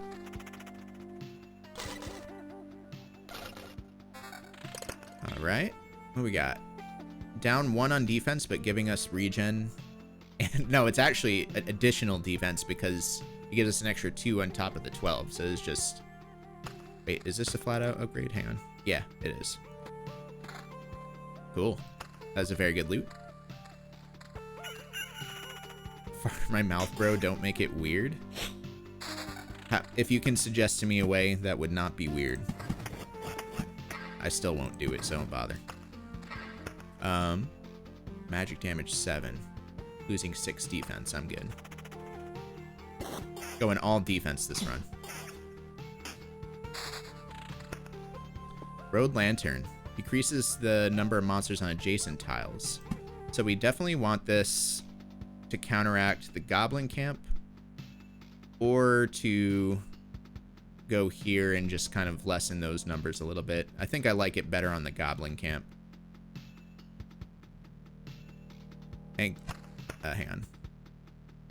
On an adjacent tile. So the Goblin can go to any of these 3 tiles. But I'd like this spot for a Blood Grove for the Goblins, if I could.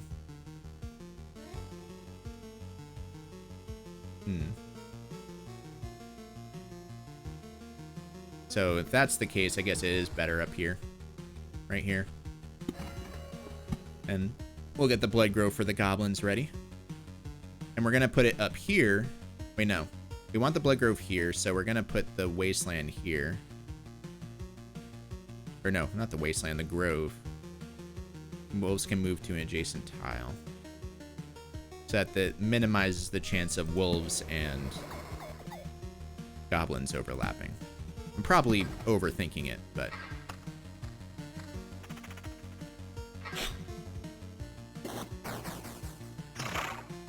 Good.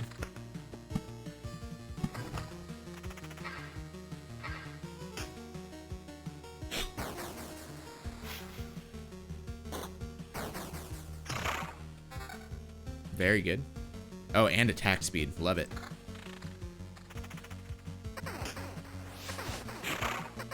Gonna take a lot of damage here if we're not careful.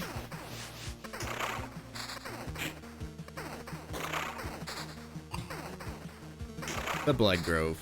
Absolutely phenomenal.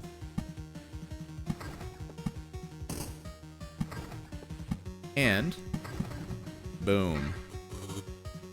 Our mountain peak. Spawns a harpy every 2 days. Alright, where's our next Blood Grove going? We don't have one next to spawn yet. We're gonna want one next to spawn for the boss. I think that's the next vital spot for it. Or no, we wanted one next to... Oh, we already have one next for the goblin, so yeah. It's gonna go here, I think. Put it here, it goes there. This would cover more tiles. That would cover the battlefield. That means on adjacent tiles come ghosts. Here's fine.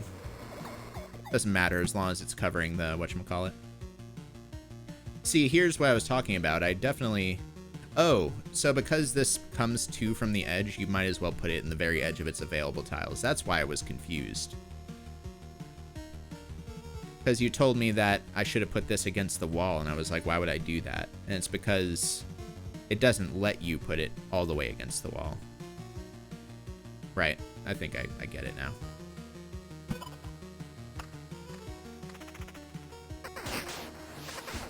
Oof. What do we get? Regen and a lot of vampirism. Losing 6 defense.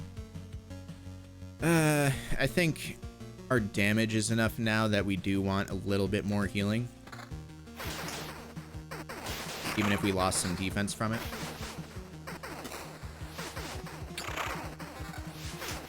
Again, just to trickle heal a bit. It's 12 and a bunch of regen per second. I know I'm like downgrading the number though, because that's a 4. 12 and 14 versus 12, 1.2 evasion. Yeah. Meadows are gonna go. Adjacent to this, and then I'm gonna fill in the corners with rocks.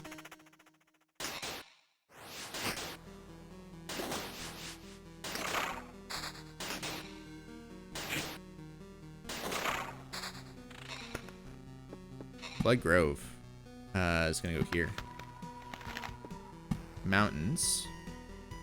All of my mountains are now gonna go to fill in these gaps. I might quit this next loop if our health isn't any better by the time we hit the campfire. Because I'm really desperate to get home with some actual chunky resources. No.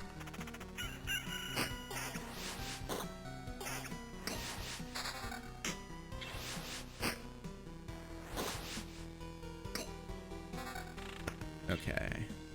Defense 5, regen per second. I'd rather have the regen or the vampirism. I'm not really stacking vampirism, so let's do it with just building regen and defense. I'm happy with that. Yeah, I want to bring home that fat loot. That's right. Don't want the skeletons to overlap with spiders or the vampire.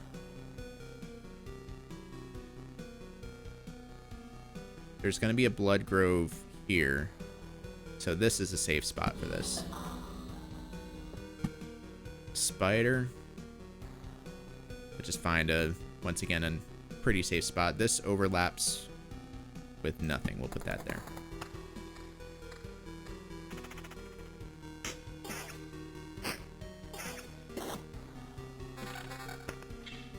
Um, 11, 17, 7, 11. Nothing. Our loot's been really bad lately, I feel like. Another spider cocoon. Wonder if you get anything for building adjacent spider cocoons.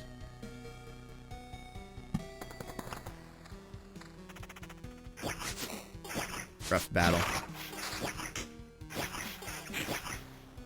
At least he targeted the goblin first. If he had targeted the slime, the goblin would have been empowered by that. Road lantern. I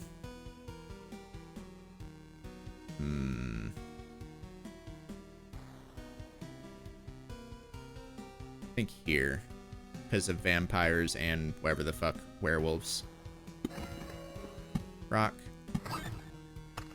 I'm hoping to get enough rocks to at least empty the one treasury before we leave for the loot.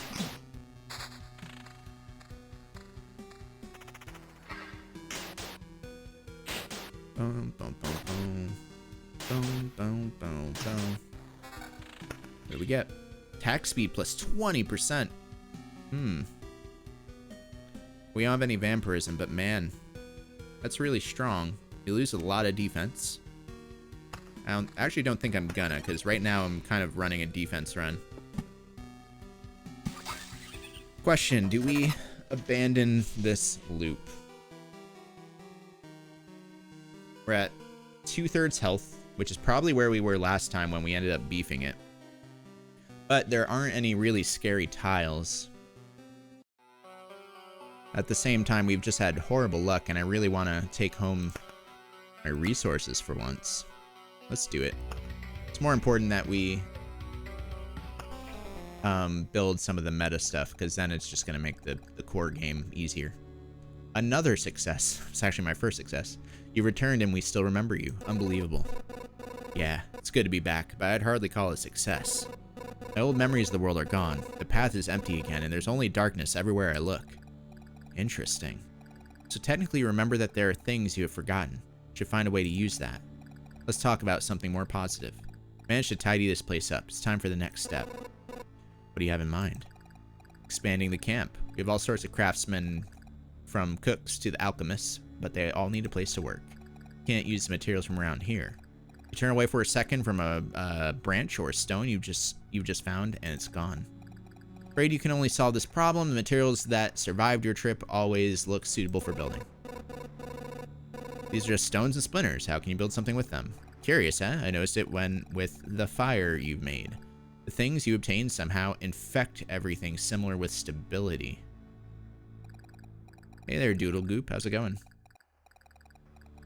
Only in small amounts, but still something. Even a small branch is enough to make a wooden wall exist without constant supervision. Okay. It's weird. Some games I don't mind a lot of text, and other games it, like, deeply bothers me. And for some reason, I really don't like the amount of text in this. Like, I don't know. Maybe I just don't feel the story is significant enough to warrant this much text, or... I don't know. Something about it. Actually can't still can't afford anything else.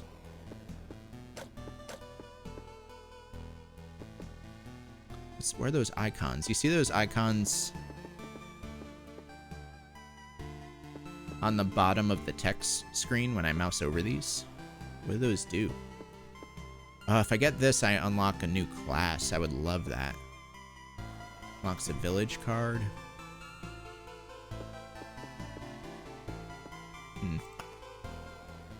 When they try to explain why, but not talk about the game in terms of story.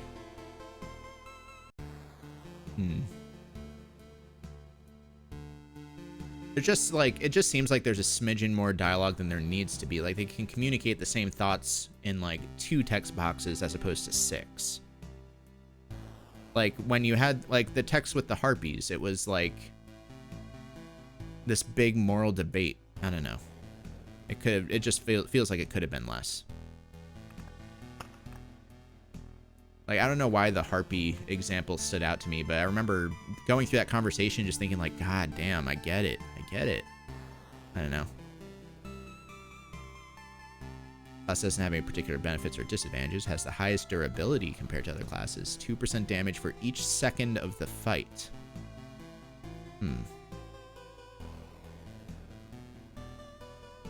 Feels a little long-winded in some instance. I can see that. Yeah. Faux depth without much substance. Yeah, like, they're saying a lot without saying much a lot of the time.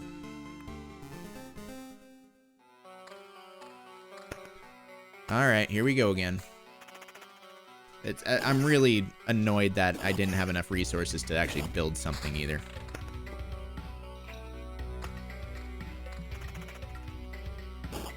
Maybe I need to just place less cards, but then it feels weird.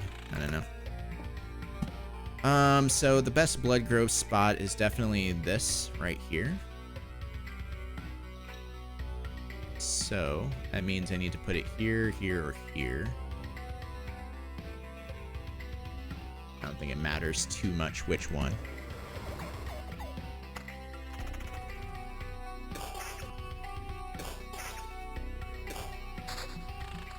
Another one. And there's 2 more that are almost as good here and there. So let's work toward that, I guess.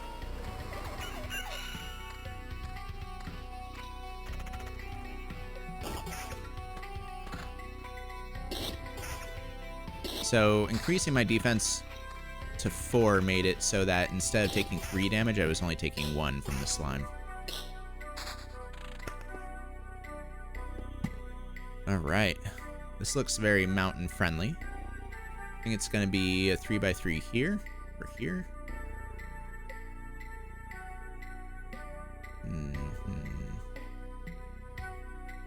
Or up here, maybe. Probably doesn't matter as much as I think it does. We'll do it from here to there. Okay, we got a meadow. We're not going to place it yet. Road lantern, we're going to wait until we have more things placed and we know where we want to reduce monster crops.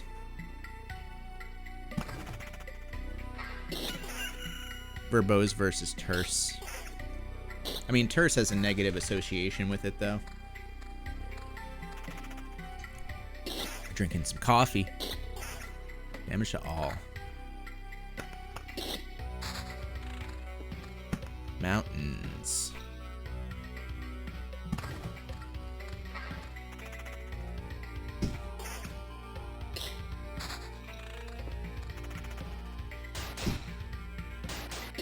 Even the werewolf's only doing 1, but we're also going through less loops. We've gone through less loops, I mean. Nope.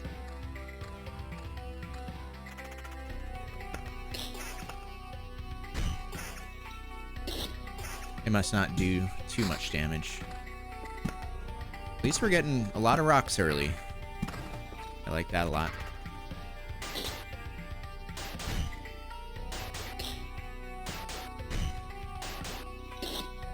I'd love a blood grove now that we actually have some normal groves down.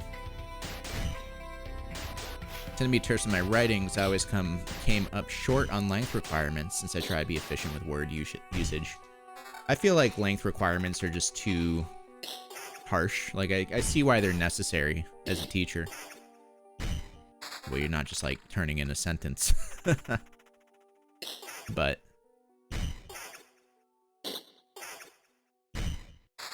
there we go.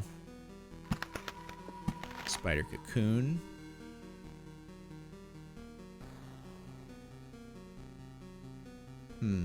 This is gonna be probably skeletons.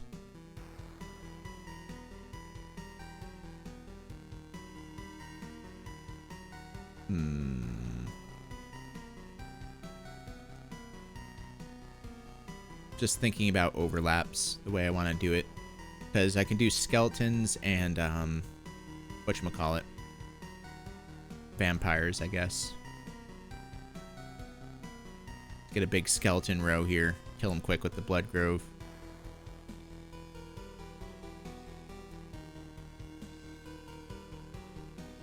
Why many word when few do job? Yeah, exactly.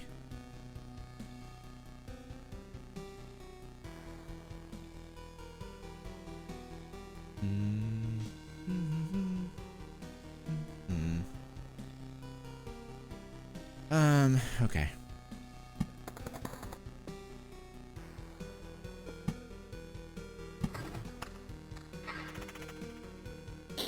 I'm waiting on my first treasury to place any meadows below 4. Battlefield. I'm also still wondering if this is the best spot for the battlefield. Road lantern. We could start to put it around here now that we have that Blood Grove. Covers 2, 3.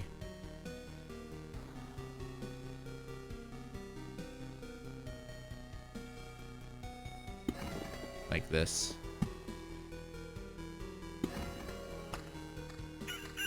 Maybe. I don't know. Beats me, man. I think that's my main knock with the game is it feels like a lot of decisions are meaningless even if they probably aren't. And I think too is in these cases where it's like evasion 9% as opposed to damage to all 2, they're both so minor that there's no point in swapping. Like, I'd rather just get the extra resources from equipment falling off. So you should really only equip things when you get like a really significant upgrade out of them.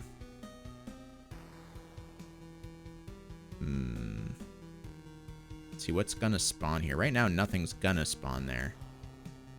So we should put it adjacent to spiders.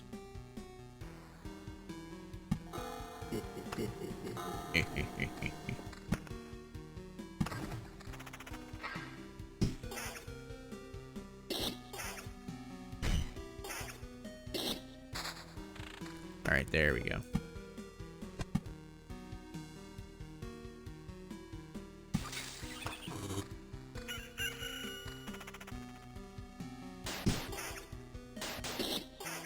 It's nice they give you stats about the enemies. Yeah, I really like the transparency as well. Why am I doing, like, no damage? I still don't have a weapon equipped? Since when? What the fuck? That was bad. 4 to 6. Damage to all. Magic damage, 7. I think that's a good enough upgrade to equip. Damage to all 5. It's even better. I should have looked at all my things before I did that. Oh well. Well, when you equip a new thing over an old thing, do you get the resource out of it? Because that would defeat my other argument. What was that? Oh, it's a goblin camp. The goblin camp overlaps 1 tile with the Blood Grove. I'd like one on the other side, too. There's few stats that have very niche use, like damage to all. I actually like how damage to all interacts with vampirism. That's the thing too, is it doesn't feel like this game has a lot of synergies. You know what I mean?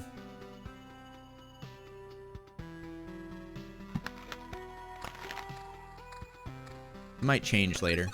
Probably will. See what nice loot we get here. Boom. Attack speed and regen. Love it. Any armor's better than no armor. There we go. Wait, where are these level 3? Damn, how did I miss that? Wild.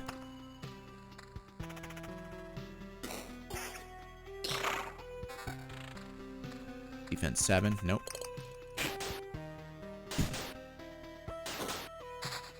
Mountain. Gobbo. Ooh, defense 11 and some attack speed, even better. And the goblin loot is phenomenal. Alright, new vampire mansion. We could get the other half of the spider thing with vampires. Or we could go up here because there's already a blood grove there. So it's like up there we could put some graveyards or whatever when the time comes.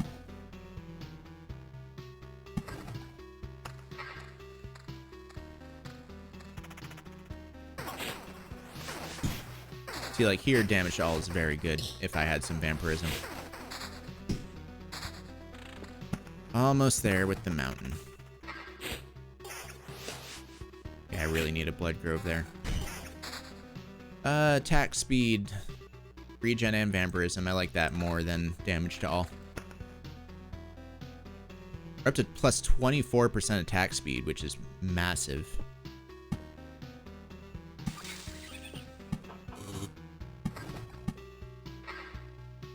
So if I do this, I would need to be careful where I place the remaining rocks. So let's put it down here. Although it might fuck me anyway. When I place the final one, it might take these mountains instead of those. I mean, it's not the end of the world, but he's suboptimal for sure.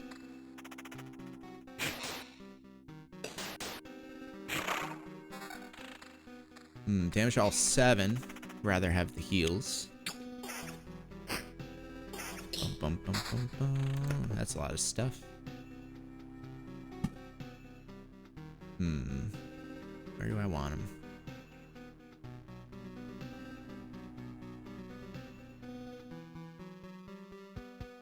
I don't know. Not sure where I want these spiders. Probably where this blood grove is. And overlapping here, get some ghosts sometimes.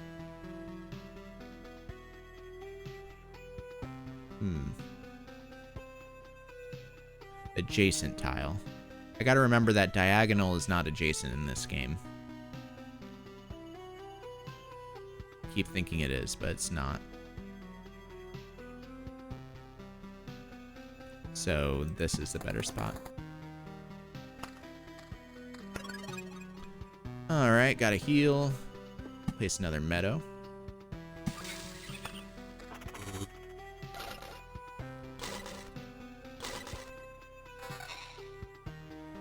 .324 attack speed, evasion. Yeah. Damage to all 7. I think we could sacrifice some attack speed, get some damage. 7 damage to all, which is definitely a significant number.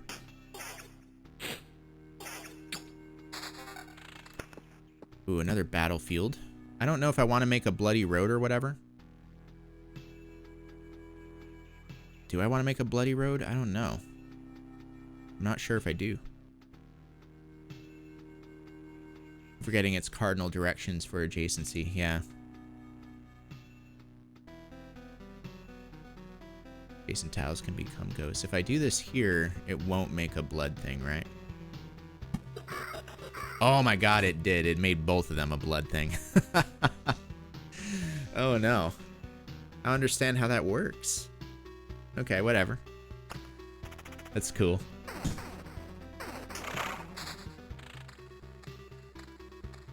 All it means is I gotta get a blood grove up there even sooner. If I even can anymore, I might not be able to. 12 to 18 with some attack speed. Yeah. That's some big attack speed.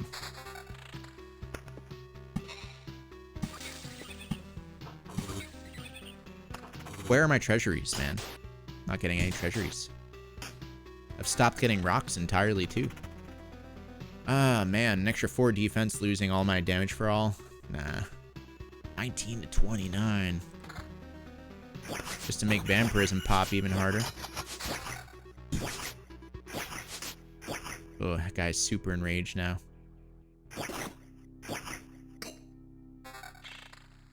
Let's see. Defense 13, magic damage 9. That I will take. Defense 15. Magic damage 9. Nah. Vampire Mansion. Let's put it here because of the spider, I guess. That also could have been, if I had done a grove there, I could have then done the blood grove here. I don't think I can get a blood grove overlapping with these guys. We also got to remember to do our blood grove on the boss.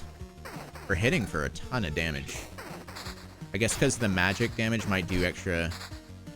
I don't know if it does extra. Finally getting the treasury.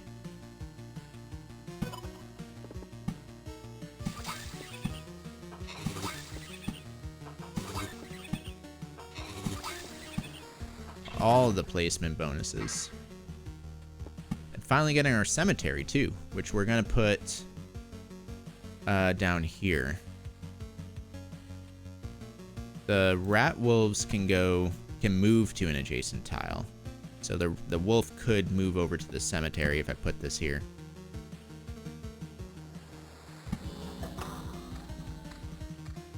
I saw someone fully fill out a map before. It was silly. Jesus Christ. True damage on top of your regular. Yeah, that's extremely good. Oh, he's healing so... Wait, what the fuck? Okay, because he was evading. I was like, how is he healing so much? Alright, moment of truth here. Okay, it did it in the smart way. That's good.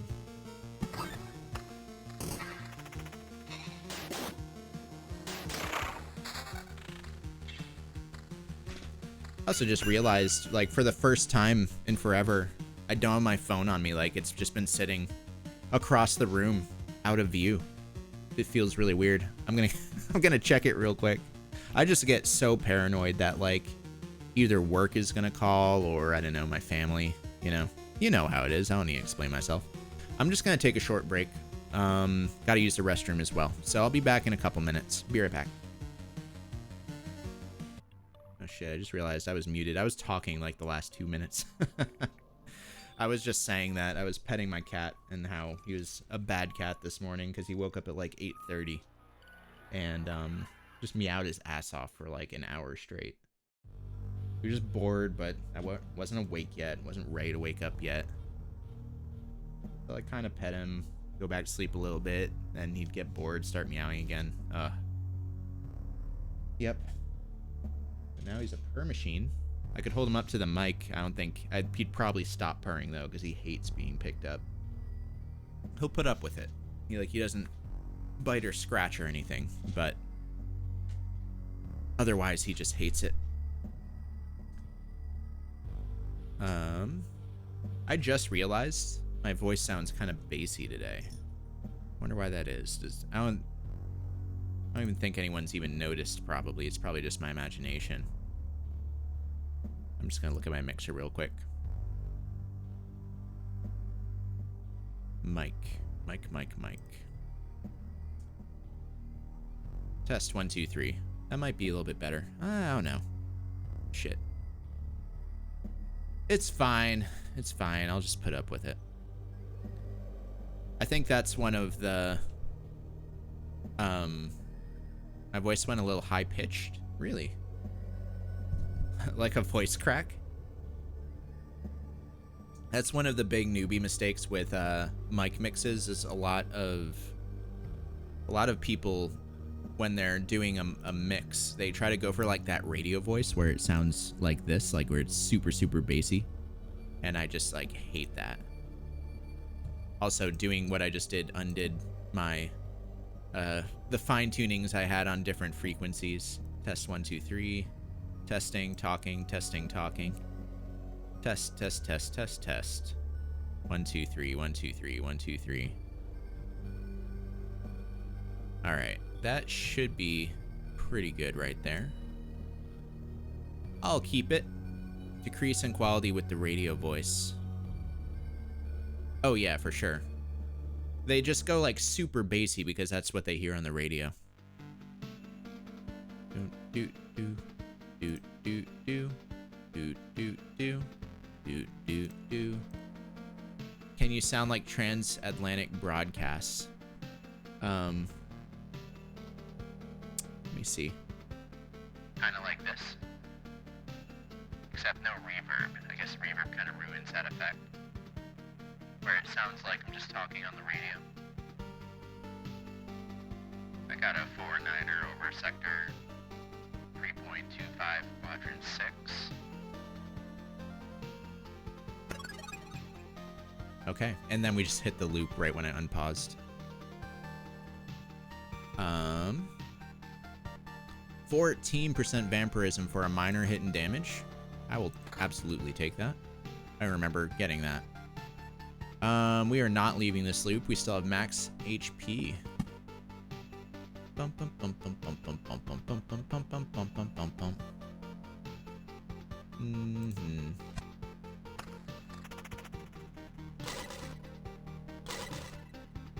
Oh. Let's see. 10 magic damage, 9. 12, so it's almost the same. We lose all of our huge magic damage chunk for 1.8 regen per sec.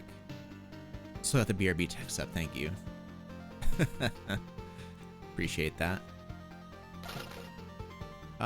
Defense 11 and another 5. My gosh. So that's 16 and a little bit of magic regen. I really love the 9 magic damage. I mean, that's huge.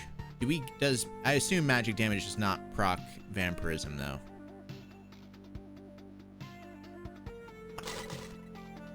We have enough.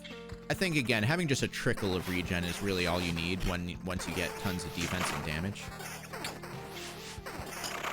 So.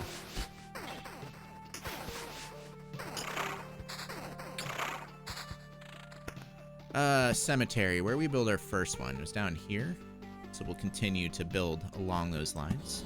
Just don't want it to overlap with the spider or with the rat wolf area. Oh, you get resources every time you walk through the cemetery. That's cool. Bloodgrove. Oh, with the Bloodgrove, we 2-shot those goblins. It's incredible. 1422, not good. That was one of my favorite ongoing bits with Legend of Korra.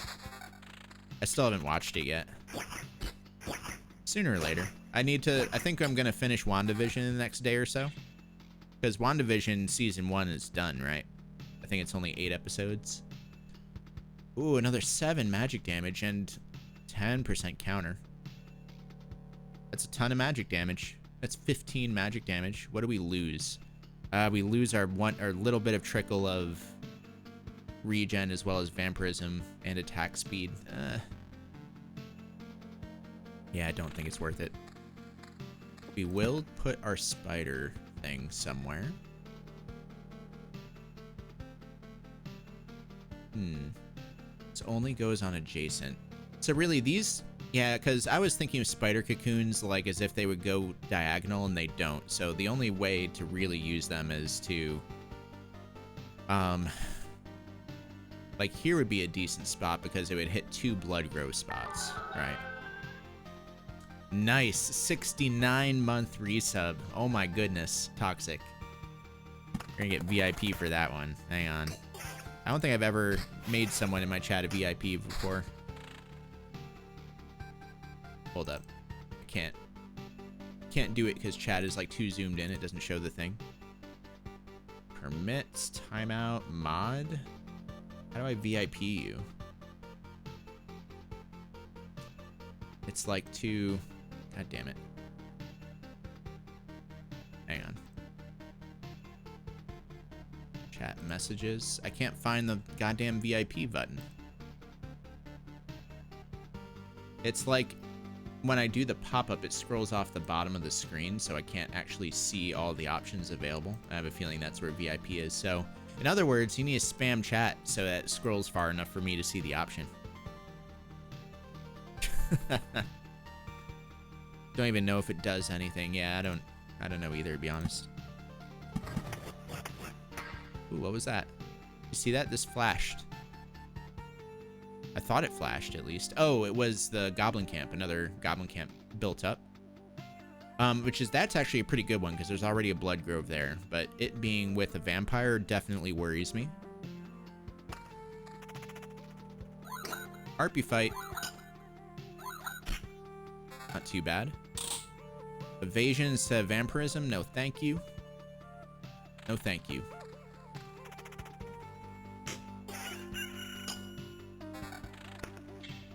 A level 3 weapon? Get out of here. Quit wasting my time. Do I have an attack all? I don't. Awful. Could take a good chunk of damage here. I wish you could choose which enemy to target. I don't know. I get the appeal of it being automatic and losing some control. Like, I get the fun in that. Where you're just trying to optimize with that in mind.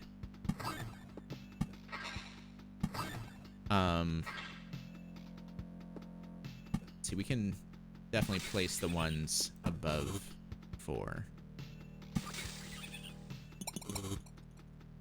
But I hate it when they're just attacking the worst target. I loved that about, or sorry, I hated that about Persona 3. When you would use, when your automated allies would use, like, would use status effect spells on enemies that are immune to those status effects. It would just drive me nuts. 13%, losing the regen. Now that I've got pretty good damage, I would like to stack some more vampirism, and 13% is no joke. So we'll do it. We lose our all remaining auto regen that we had.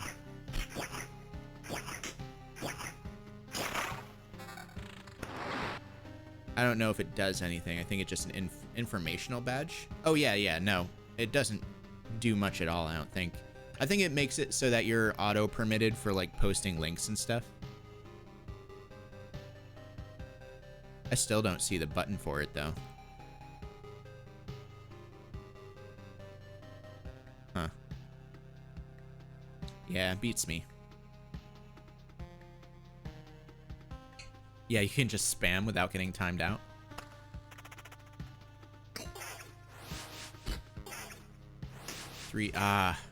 Not quite a 3-shot on the vampire.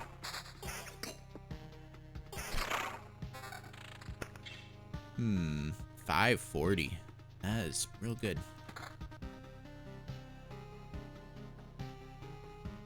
Okay. And we will place this. I think I have a lot of good spots left. I'd really like just one more rock so we can empty out the treasury. This is the first loop where I think we're not going to be at max. Just worrisome for sure. Let's see. Blood Grove. This would be pretty good. And it'll give me more spots for meadows. Damn, one shot. Okay, another battlefield. If I do this, will it just extend the bloody road?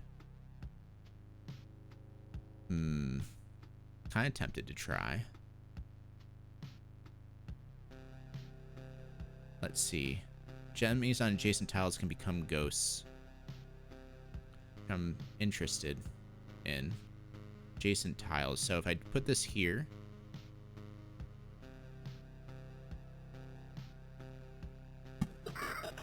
I don't like it. I don't know. It's probably a bad choice. Am I gonna play Repentance? Of course I am. That's one of the reasons I'm playing this month is this is gonna be like a roguelike month where I'm gonna play like this and Fights in Tight Spaces, and Spelunky 2. maybe some tower climb, and then Isaac at the end of the month. Oh shit, I clicked the unpause like instinctively, but because it auto paused, I just immediately unpaused. I actually could still leave. But we do have a full HP bar. I don't think I'm gonna. Thank God that's not a mimic.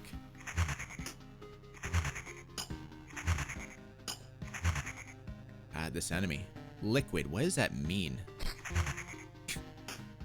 Of course they become a ghost. Ugh. What the fuck? Ghost of a ghost?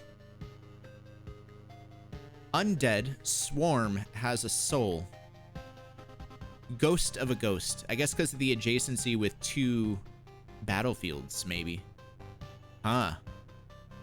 2.4 regen. That's pretty good, but I don't like the loss of damage. 20%. They really want me to build that attack speed. Yo, dog, I heard you like ghosts in your ghosts. Wait, no. I totally fucking beefed that meme. Yo, dog, I heard you like spooky shit, so I put a ghost in your ghost so you can exercise while you exercise. Okay. Damage to all 11. Dear Lord. If I didn't lose like half of my vampirism from that, that still might be worth it at this point. 20% attack speed. 11. Yeah?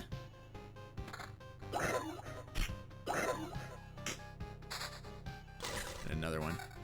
Careful with that meme, it's old and fragile. Adjacent, adjacent. The only other... Put it here. Why not? Why not? Okay. Huge return. Mountains. Mega mountain.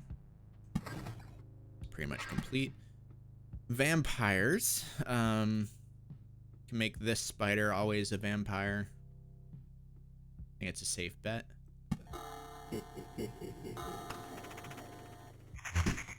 Yeah, we might want to bail on this loot. Ghost? No ghost. Not this time. Got a million loot, though. 19 to 29. We lose our remaining vampirism if we do this. Nah. Well, we gain at vampirism by taking this. Our max HP goes way down, but our counter and vampirism goes way up, and I think that is worth. Especially since we still have pretty good max HP regardless. So with that in mind, losing 14%, nah, still not worth. Oh, ditch 9 magic damage to gain 8% more vampirism. I think that is worth it. And a ton of defense. 17 defense is no joke. 18 to 28 defense and attack speed. Nah, we're good. Gain 4 damage to all. Gain some... Nah, we're good on that too. Ghosts count as enemies that can die and become ghosts too. So yeah. This will probably spawn a ghost on one of these enemies.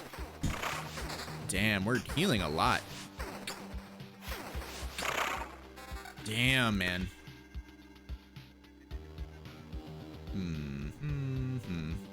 All trash. We're gonna put this here for sure. Because that tile right here is getting really nasty. There's goblin, there's whatever the fuck this is. I don't even know what that is. Is it, what is it? A gargoyle, maybe? I might even oblivion the tile. But if I oblivion the tile, then it becomes a hungry grove, and I don't know if I want that. I definitely don't want that. We already know that hungry groves are nasty. 43 damage, though. Man. Damage to all goes way down. Gained another 8% vampirism, though. Putting us at 42% vampirism. So now if we just stack some damage... It's a blood golem. Dirk. It's a weapon and the name of dudes who are almost always douchebags. I didn't think Dirk was an actual name that people still use. I thought it was just something you find in like shitty fantasy novels. Damn, they're doing so much damage.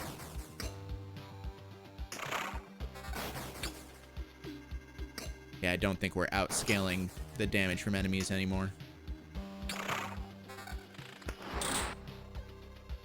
Noises. Ooh, that's a lot of counter.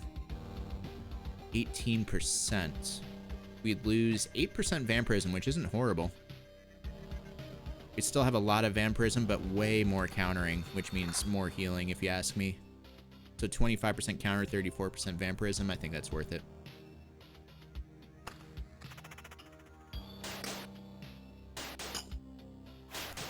I'm worried about this next tile. I think as long as we survive this next tile, we're golden. 4.8. Dear Lord. Ooh. Lose another 8% vampirism. Bring us down to 26%, which is still pretty good. Is it 4.8 good? And lose some damage all, and some defense, and some evasion. I'm just gonna try it.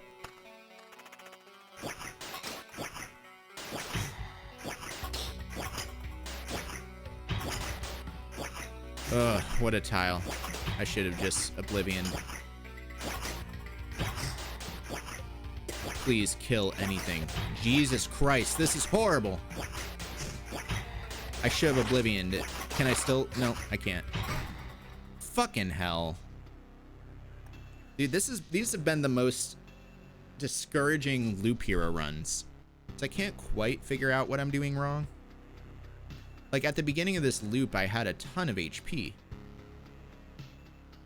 I guess I should have Oblivioned it. I should have just done it and taken the Hungry Grove. But I feel like when I played the demo, I did not do this poorly. Like, I can't figure out what I'm doing wrong. Damn. Out of the three, I went for the Golem being the biggest and the beefiest. This is the worst target, right? And I still can't build another thing. Ugh.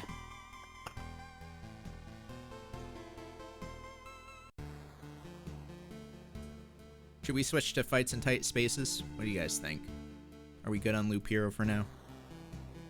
I think your vampirism worked that well because of the high damage to all. Yeah. Sometimes you are the Loop Hero, sometimes the Circle Schlub. Sometimes you are the Loop Hero, sometimes you're the Circle Schlub. That's the proper pronunciation. Or the, what's the word? Accent, I guess. Tights in fight spaces time. This is fun. I wish, I don't know. It's in early access as well, right? Loop Hero?